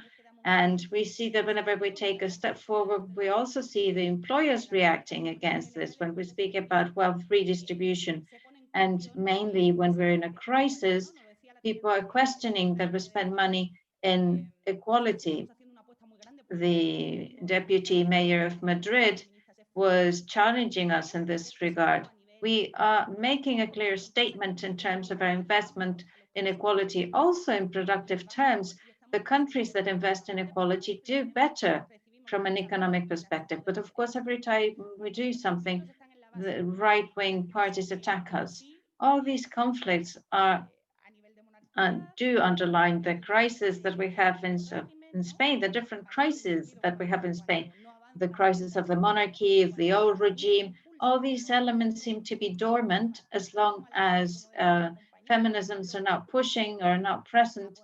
And whenever we're on the streets and we demand that this is at the core of any political action, and to do it through a Ministry of the Equality, then this becomes controversial. We have media where the right is always fueling the media, and this affects women, and especially women in the public space, and not because it's us in particular, but because of what the feminist movement means. The feminist movement is one of the most transformational movements internationally and in Spain in particular.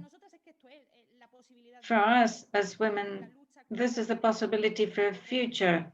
We are constantly fighting against these reactionary elements because that's what they cannot accept. They cannot accept women as citizens. And this helps us see how anti-democratic these parties are. If we apply this to the situation of Spain, we see that this is not specific to us. It's not alien to what happens in the rest of the world, from what I've heard today. And this leads us to a very specific reflection, and we're always thinking about this in the Ministry of Equality, that has to do with the international framework for feminisms in terms of human rights and alliances, transformational alliances, in order to create alternatives to these reactionary movements and discourses and hate speeches. For the government of Spain, the word is equality. We need to all walk together. We need to be strong and take a stand. And I think that we have to establish our alliances and our bonds of solidarity. For example, with the Polish women, I'm sure that you've spoken about this. Our Polish colleagues have stopped the reform of the abortion law. This happened in Spain in 2015. We had a minister of the traditional right in Spain who wanted to take our rights back. And women organized the so-called Train of Freedom to demonstrate, and they actually pushed this minister out of the government. This is something that's also happened in Argentina. They're about to make it. I do not think that we have colleagues from Argentina today in the panel, but we are supporting them because we know that they're almost there. I think that these alliances that the feminist movement has established from the beginning, and we've seen an increase in these efforts in recent years, are key. But we also have to think about the new struggles, new old struggles, because they're coming up again in this pandemic context we're facing, and we see that reactionary discourses are becoming stronger. For us, we have to rethink all this at a moment that's quite difficult for feminist policies in Spain. Maybe when we go into the discussion, we can go deeper into these questions, but I really wanted to share some thoughts with you about this and to think about this from Spain, but also to see it in the framework of Europe and to understand that equality policies is the only alternative that we have.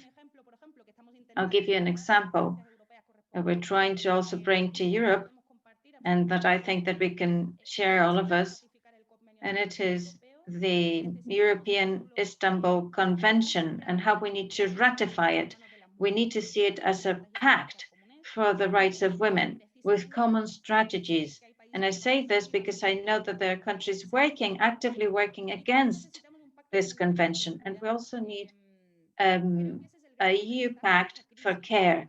I think that this is one of the most important lessons of this crisis. Christina was asking me to speak about telework and all the measures that we've introduced during the lockdown period, but the state of emergency. But the first thing we did from the Ministry of the Equality was to attack the foreseeable increase in gender violence. This is something that we knew because victims and the perpetrators would have to share space, and we knew that the situation was going to get aggravated because the perpetrator was going to control women better. So we had a specific plan being approved by Parliament, and therefore the support systems and helpline and geolocation systems introduced were deemed as essential services.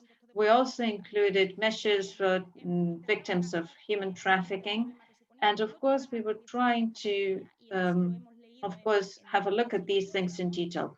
But then there's another lesson, as I was saying, that we've learned from this pandemic, which is the importance of having the state as part of care work and to share the load of care work that women are now we're carrying on our shoulders. I think that this is part of the aspects discussed during the first panel as well, and we are working in this line. We want to see the state taking responsibility for care work, and we know that this is a structural problem. We've seen this in Spain, and it's a structural problem that we cannot sort out in just a legislature, in just one term in office or two, but this was proven for the first time since the strike of 2018, the feminist strike of 2018. We were saying that if we stop, the world stops. And this was proven by the pandemic, because even if the country was in lockdown, we still had to take care of our children, of the elderly. We still had to cook, clean, etc. And this overload was a problem, this work overload. That's the first time Spain is investing to sort this out. And we are now in the process of approving the budget of a state, and we have developed a co-responsibility plan so that the state has a network of carers who can take care of children below 14 years of age, so that it's not women who have to give up their jobs and stay at home to look after their children. And so that if they do it, it's because they want to, not because they cannot. And we need to think care work as part of the responsibilities of the state. And this, of course, care work leads to a lot of precarious work, inequality, the pay gap. All these things have to be included in our plan if we really want to go to the root of the problem. And this is already linked to gender violence. And of course, it hinders that women can leave a situation of violence at home. Telework is one of the tools that we've also used in this framework. We have a new bill, but we have also discussed the need to look at telework critically. This can be a very useful tool from a gender perspective, but we also have to be careful because otherwise it will be men who will be working outside and have their social life and work life, but women will stay at home working, taking after the kids and going for groceries, cooking, etc., and taking this overload again. So we have to look at it carefully because we need to see telework in a package with other things, with care work. With, for example, issues such as having free childcare for children from 0 to 3 years of age, and also the maternity or parenthood leaves, and see that this does not lead to women staying at home.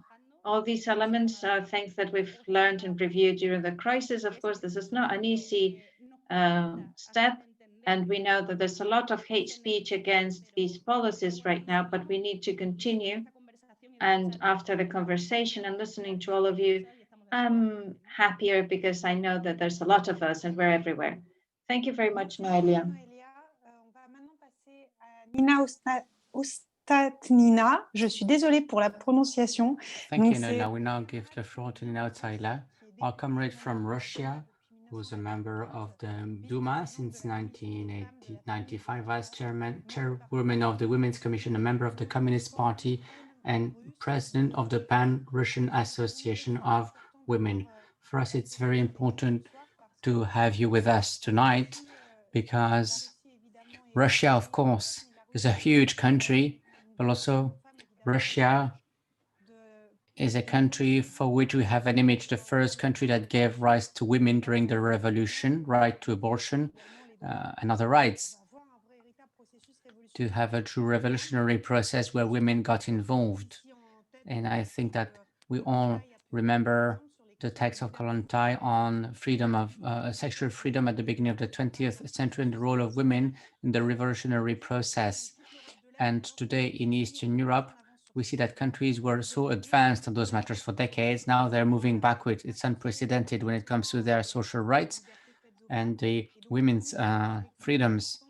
So we believe it is really important to understand your experience on this, especially when it comes to wages, rights, access to healthcare and sexual rights in Russia. So you'll tell us about what movement backwards you have seen and what is your struggle. You have the floor. Thank you. Спасибо. Я благодарю за приглашение. Yes, thank you. Well, first of all, I would like to thank you for the invitation to participate in this discussion. This is a very interesting and multifaceted discussion, and I will try to focus on measures implemented by the Russian government aiming to overcome the consequences of COVID-19. Well, to begin, I would like to say that I cannot refrain from admiring our Spanish colleague because Spain has the Ministry of Equality. Unfortunately, Russia has no such ministry and no other structure defending the rights of women. Having announced my presence here, you have said that Russia was the first, well, probably not the first, among the first. We were actually the fifth after New Zealand and some other countries where rights for women were established and protected. However, we were probably the first country where in practice those rights were implemented. Right now, we are seeing that Russia is going backwards in terms of political rights, in terms of participation of women in civil activities, and in terms of rights of women in general. I would say that for today's Russia's government, COVID-19 serves as a pretext for introduction of new curbs on rights, new curbs in terms of the social policy, and to aggressively infringe on the rights of all family members, actually, not just women. I must say that small and medium enterprises in Russia mostly have a female face. As a result of the restrictive measures implemented during the COVID-19 pandemics, 6 or 7 out of small and medium enterprises in Russia have been closed. Women referring to their own, to themselves during this pandemic as microbes, as someone who remains without notice.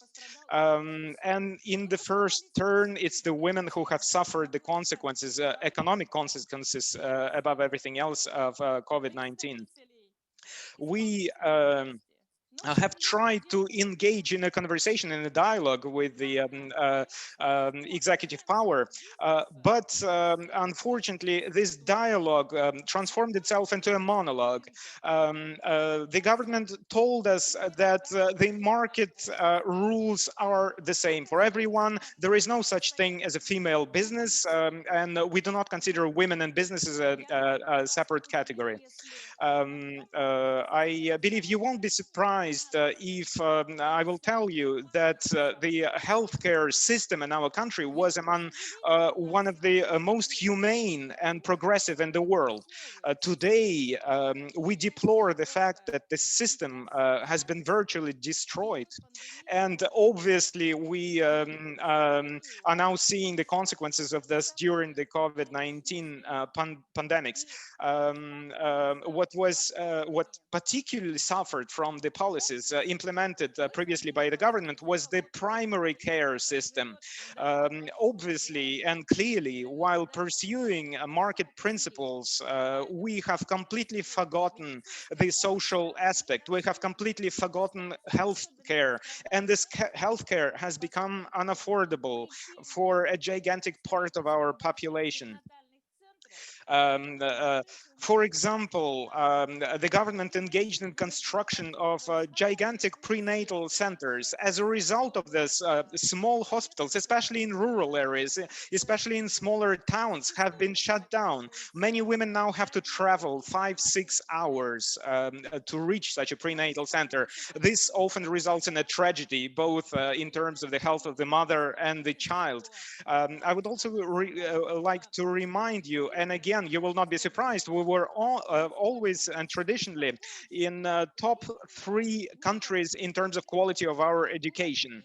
At this time, we are seeing the following. Obviously, it's remote education in our country as well, but we're seeing also that the government may transform certain temporary measures implemented for remote education, that such measures will become permanent. The government said that for specific sectors or segments of the education system, they would like to implement permanent remote tools and platforms, and we are absolutely and totally against this, because this is bad for the health of the child. This is bad for mental health of children. This is bad for their socialization. This would create a huge rift or a huge gap between well-to-do families and vulnerable families. Especially if those vulnerable families have several children. Another area of concern for us, and I would like to appeal to all the colleagues participating in this discussion today and to all participants of your forum. Some of our colleagues have already mentioned human trafficking and trafficking in children specifically. This theme is of a specific concern to us, of particular concern to us. We are extremely concerned with surrogate motherhood, and we are extremely concerned with the sale of children, of babies abroad. We have never seen such a gigantic propagation of surrogacy in our country as before. Unfortunately, the Russian government does nothing to stop this and to prevent surrogacy and to prevent surrogate mothers from selling children abroad. More than 50,000 Russian babies have been sold over the past 9 years to foreign parents, and we are turning slowly but surely in some kind of an incubator for foreign states, for Germany, Australia, and other countries. And therefore, I would like to appeal to everyone, and I would like to suggest and to propose a note on this in the resolution to be adopted by our forum. We should really dwell on this, and we should really pay attention to families that are unable to have children. And if a family cannot have a child, they should have the right to use a surrogate mother. But this should not be institutionalized, and this should not turn into the only revenue for an entire category of women. We cannot allow transforming a woman into an incubator for babies for other families. And I would like very much to hear from you. I would like to hear about your take on this situation, on this problem. We are extremely worried that today's Russian government, under the pretext of implementing and adopting measures, anti-corona measures, have turned those measures essentially against the Russian family. Literally a few days ago, a new draft law was introduced in the Russian parliament, proposing to establish temporary court authority for children taken out of their family in case they are threatened with violence or supposed violence. Thank you for mentioning that I'm a member of the Communist Party when you were introducing me. Unfortunately, we have lost our positions about 30 years ago in contemporary Russia. It is extremely difficult to be in the opposition to the Russian government in today's Russia. And the fact that we have our group in the parliament does not protect us in any way against the arbitrary actions from our government. Literally last week, I was arrested for participating in a manifestation, in a demonstration in front of the building of the Russian Ministry of Health. Myself and two of my friends were apprehended, and essentially we were kept at a police station for a while, and then they released us. So what I'm saying is that this law for taking children out of their families is a political law in our view, and in this sense I would also like to ask for your support.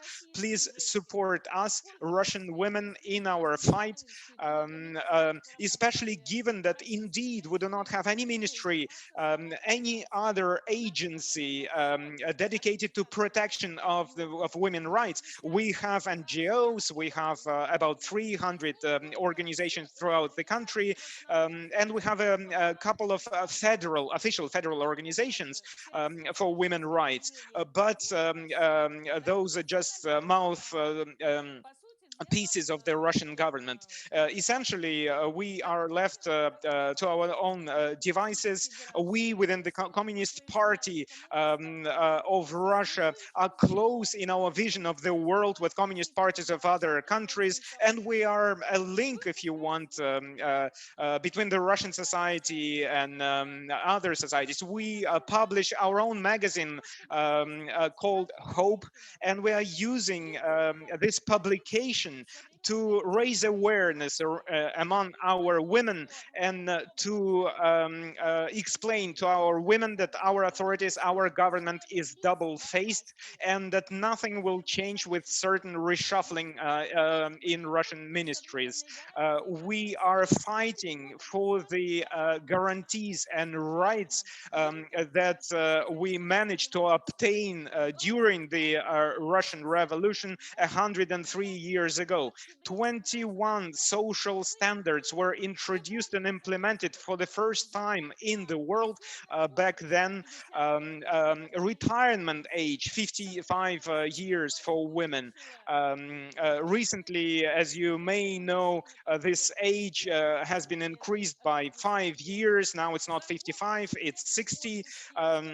Childcare and childcare stay.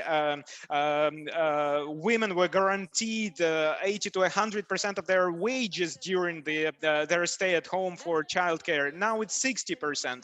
Russian government even fails to fill the gender gap, and women in Russia receive a lower pension than men. And as concerns children, I would like to remind our colleagues that with regard to children, social guarantees and social rights were established, implemented, and guaranteed again in Russia 103 years ago for the first time in the world. We were pioneers. Right now, we are witnessing commercialization of all sectors in Russia, and therefore we see many fights still to be fought, and without unity, we will not be able to bring those fights to fruition. We need to impose our agenda on our governments, but unfortunately in Russia, not only Russia doesn't have a ministry for equality, Russia doesn't even have laws underpinning and equality.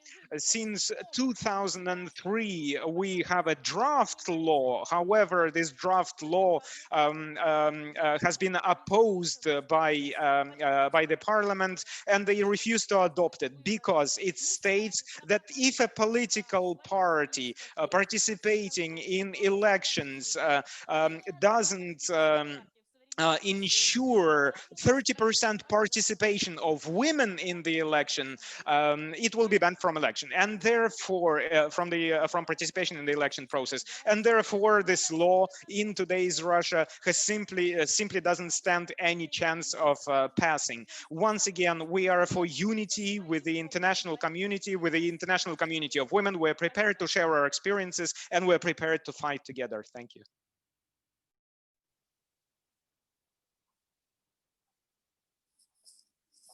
Muchas gracias. Pues, thank you so much. Now we're going to give the floor to Angeliki Visviki, is a colleague from Syriza, from Greece.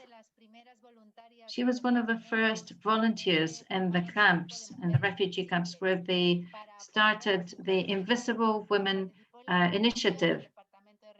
And she was also in the Migrant and Refugee Commission of Syriza, and she was in touch with the different associations, and she was involved in the demands by women in the camps.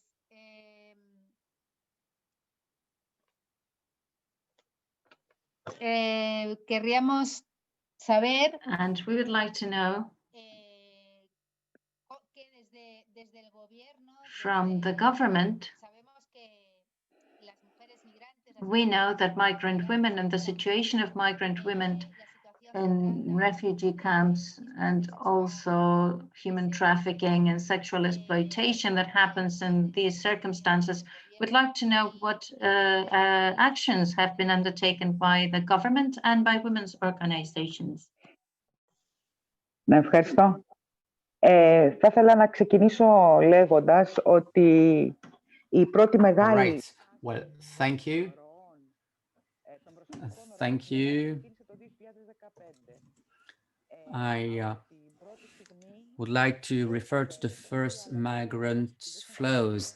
The first flows of migrants came in 2015, and at the time, the government, the different stakeholders on the field understood how specific the situation of migrant women were. They faced a lot of difficulties when crossing the sea. We understood the responsibilities of those women in their families, but also the difficulty is linked to the specific case of migration. So we focus on healthcare, which was very important because many women were pregnant or had young children. And so they needed support, they needed help. And so these women were the first ones who left the camps and were the ones who were housed and accommodated in apartments. And we had the Secretariat for Equality provided infrastructure. We organized services with hosting infrastructure and organization. So we made all this available for migrant women. In addition to this, there are volunteer associations that help those women. They help them, they inform them. So they could not solve all their problems, but somehow it was a good way to approach many of those women. And around 40% of the women used different services that had been made available to them, like healthcare and other types of services to support those women, generally speaking. Now, we also tried to help women find their family members and feel more secure. Now, some women were also victims of violence, and so we went beyond the family reunification process. We tried to really help women who were the victims of also exploitation, including sexual exploitation, called prostitution in this case. And unfortunately, they had already been the victims of violence when crossing the sea or when traveling, migrating. Some of them had lost their husband. Some were, because of that, weaker when facing their offenders. They were the victims of sexual harassment. And many women had no financial support whatsoever. So these programs were there for them, but unfortunately we could not help all women. So what's the situation like today? Today we have a neoliberal government who looks like the far right when it comes to migration and acts like far right. And the first thing that was voted by the government was the prohibition of free access to the healthcare system for migrants. This has worsened the situation for them and caused many problems. So because of that, women were deprived from this vital access to help and assistance, and it weakened their position. Then other laws were voted. For example, there was a law on access to asylum. So asylum seekers now have to face many more restrictions, also restrictions when it comes to education and housing. So it is exactly the contrary now that's taking place. People are being thrown away from houses and apartments, and actually people are just pushed back onto the streets. Then there's no family reunification program anymore. There's no program to house and accommodate migrants with dignity. And so women pay the price for that. They foot the bill for that. On the island of Lesbos, for example, we see how women become the victims of trafficking. There was a camp there that was the biggest shame of Europe. Over 100 women there were the victims of sexual violence. 400 women were isolated. So we tried to create a special secure area for those women. So this is where women and unaccompanied minors used to live. And around this camp, there were families that were looking after those women. So it was like a protection circle around those women. And those women were actually waiting for a solution somehow. You know, this camp was recently destroyed by fire. So migrants were transferred to another camp. There was no protection. And there again, women are the victims of sexual harassment. We specifically asked that these women would be replaced, relocated in more secure camps or in more secure venues on the continent. Several women were sent to the continent, but not housed. So these women are now living on public squares. These women have lost money and they have no financial means to live. So again, they've become the victims of human trafficking networks, and they do prostitution, you know, they have no way out of it. So this is the specific situation of migrant women who end up in sexual exploitation networks and all types of exploitation, because these women have no support whatsoever from the government. So there's no training program, no housing program. So life for migrant women is harsh. You can imagine it's very complex, very difficult to endure. And I would say that the same thing happens for migrant women who have a permit, a license to stay, but whose license or permit to stay is hard to keep. And because if they can have this license, they get social protection and so on and so on, but they have a hard time getting an extension of their license. And so women are always facing issues. Now, we have tried to work with the associations representing migrants. I have to say that these communities have become organized and coordinated. There are such organizations, but we no longer have access to the camps, to the migrant camps. So for us, it's hard to get in touch with them even. And so we're working with different associations and refugees and migrants forums and groups. We try to communicate and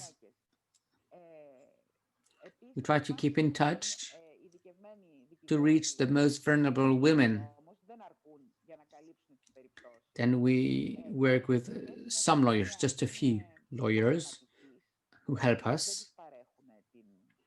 Just a few lawyers try to help us, but once they try to do something, once they're trying to call the police because of women being the victims of violence or exploitation for migrants and refugees, well, when they call the police for help, well, most of the time, well, people say that the police say they don't believe those women, or these women are being expelled. So there is legal support, but this legal support is not enough, especially on the field, because women have a hard time explaining what they've endured, what they've gone through, you know. And so there's a lot of taboo around what they're going through. We don't have, I insist, many places to host them, to greet them. And when they get some type of accommodation or when they go to some shelters, the women are still the victims of sexual exploitation. So maybe they stay there for 3 months, 6 months, but then back to start, back to the beginning, because there is no specific support and it all starts all over again for them. Now with the current pandemic, with the COVID crisis, these problems are increasing exponentially. And it's very hard. It's almost impossible to communicate, to speak to them, to reach them. So we don't actually know what's happening with them. But in spite of that, we keep putting up a lot of efforts. We're trying to stay in touch with them, to keep in touch, to actually we're trying to help them with what we call the social pharmacy. We need them to receive the medicines that they need, but it doesn't, I mean, I need to say it's not enough. Well, I've been repeating this now for years, and I've been insisting and talking to people and saying that there are NGOs, there are volunteers which show solidarity and want to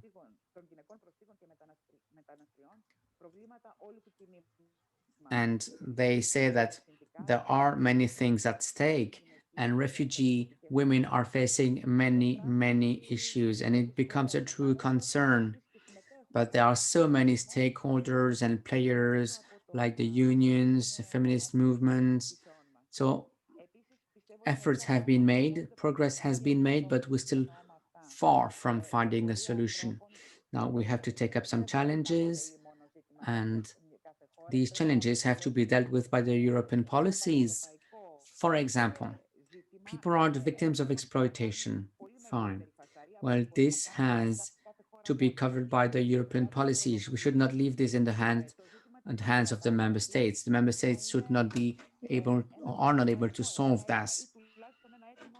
So we also need to work with migrants. We need European policies for that. This should be a request and a demand from the European left.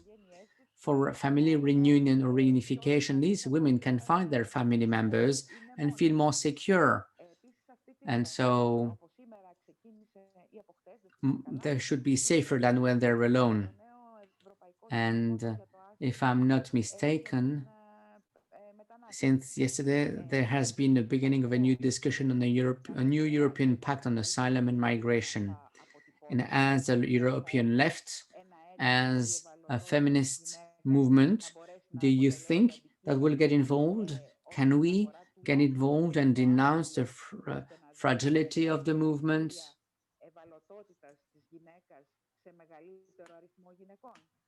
And there are vulnerability criteria, and so we need to actually do something. We must be concerned with all that. I would like to thank you all for your attention. Merci beaucoup. Je suis désolée, on est vraiment très short au niveau du temps. Thank you very much. Please, reactions? Nora? Resumen, no sé si me escucháis. Okay, so to summarize, can you all hear me now? Yes, can you hear me? So I'd like to thank all the presentations, and Angeliki, as you were saying, we all have to work together. And there's so many problems that are included in our manifesto. We do not have time for more because our interpreters, our colleagues have been generous enough to give us a few more minutes to conclude the meeting. We hope that this is not goodbye and that we can all work together. And the manifesto, you can find it, the manifesto you'll find on the website is not the final version. We are going to redraft it. We will also include discussions that we've had today. We will speak about the European Pact of Care, telework, all these ideas, we will incorporate them in our manifesto, and we encourage you to read it. And please continue sharing space with us. We have to continue listening to one another. I think that what Yaliki was mentioning is an element we have to discuss, the policy plan for Europe. I think for asylum seekers and for migrants, I think this is a very important element, just like all the other initiatives. We encourage you to read the manifesto. It includes many of these topics and more, and you've enlarged it, you've expanded our vision of the world from your different perspectives, and I'm sure that all of us united will succeed, and we will create a feminist world. Thank you very much.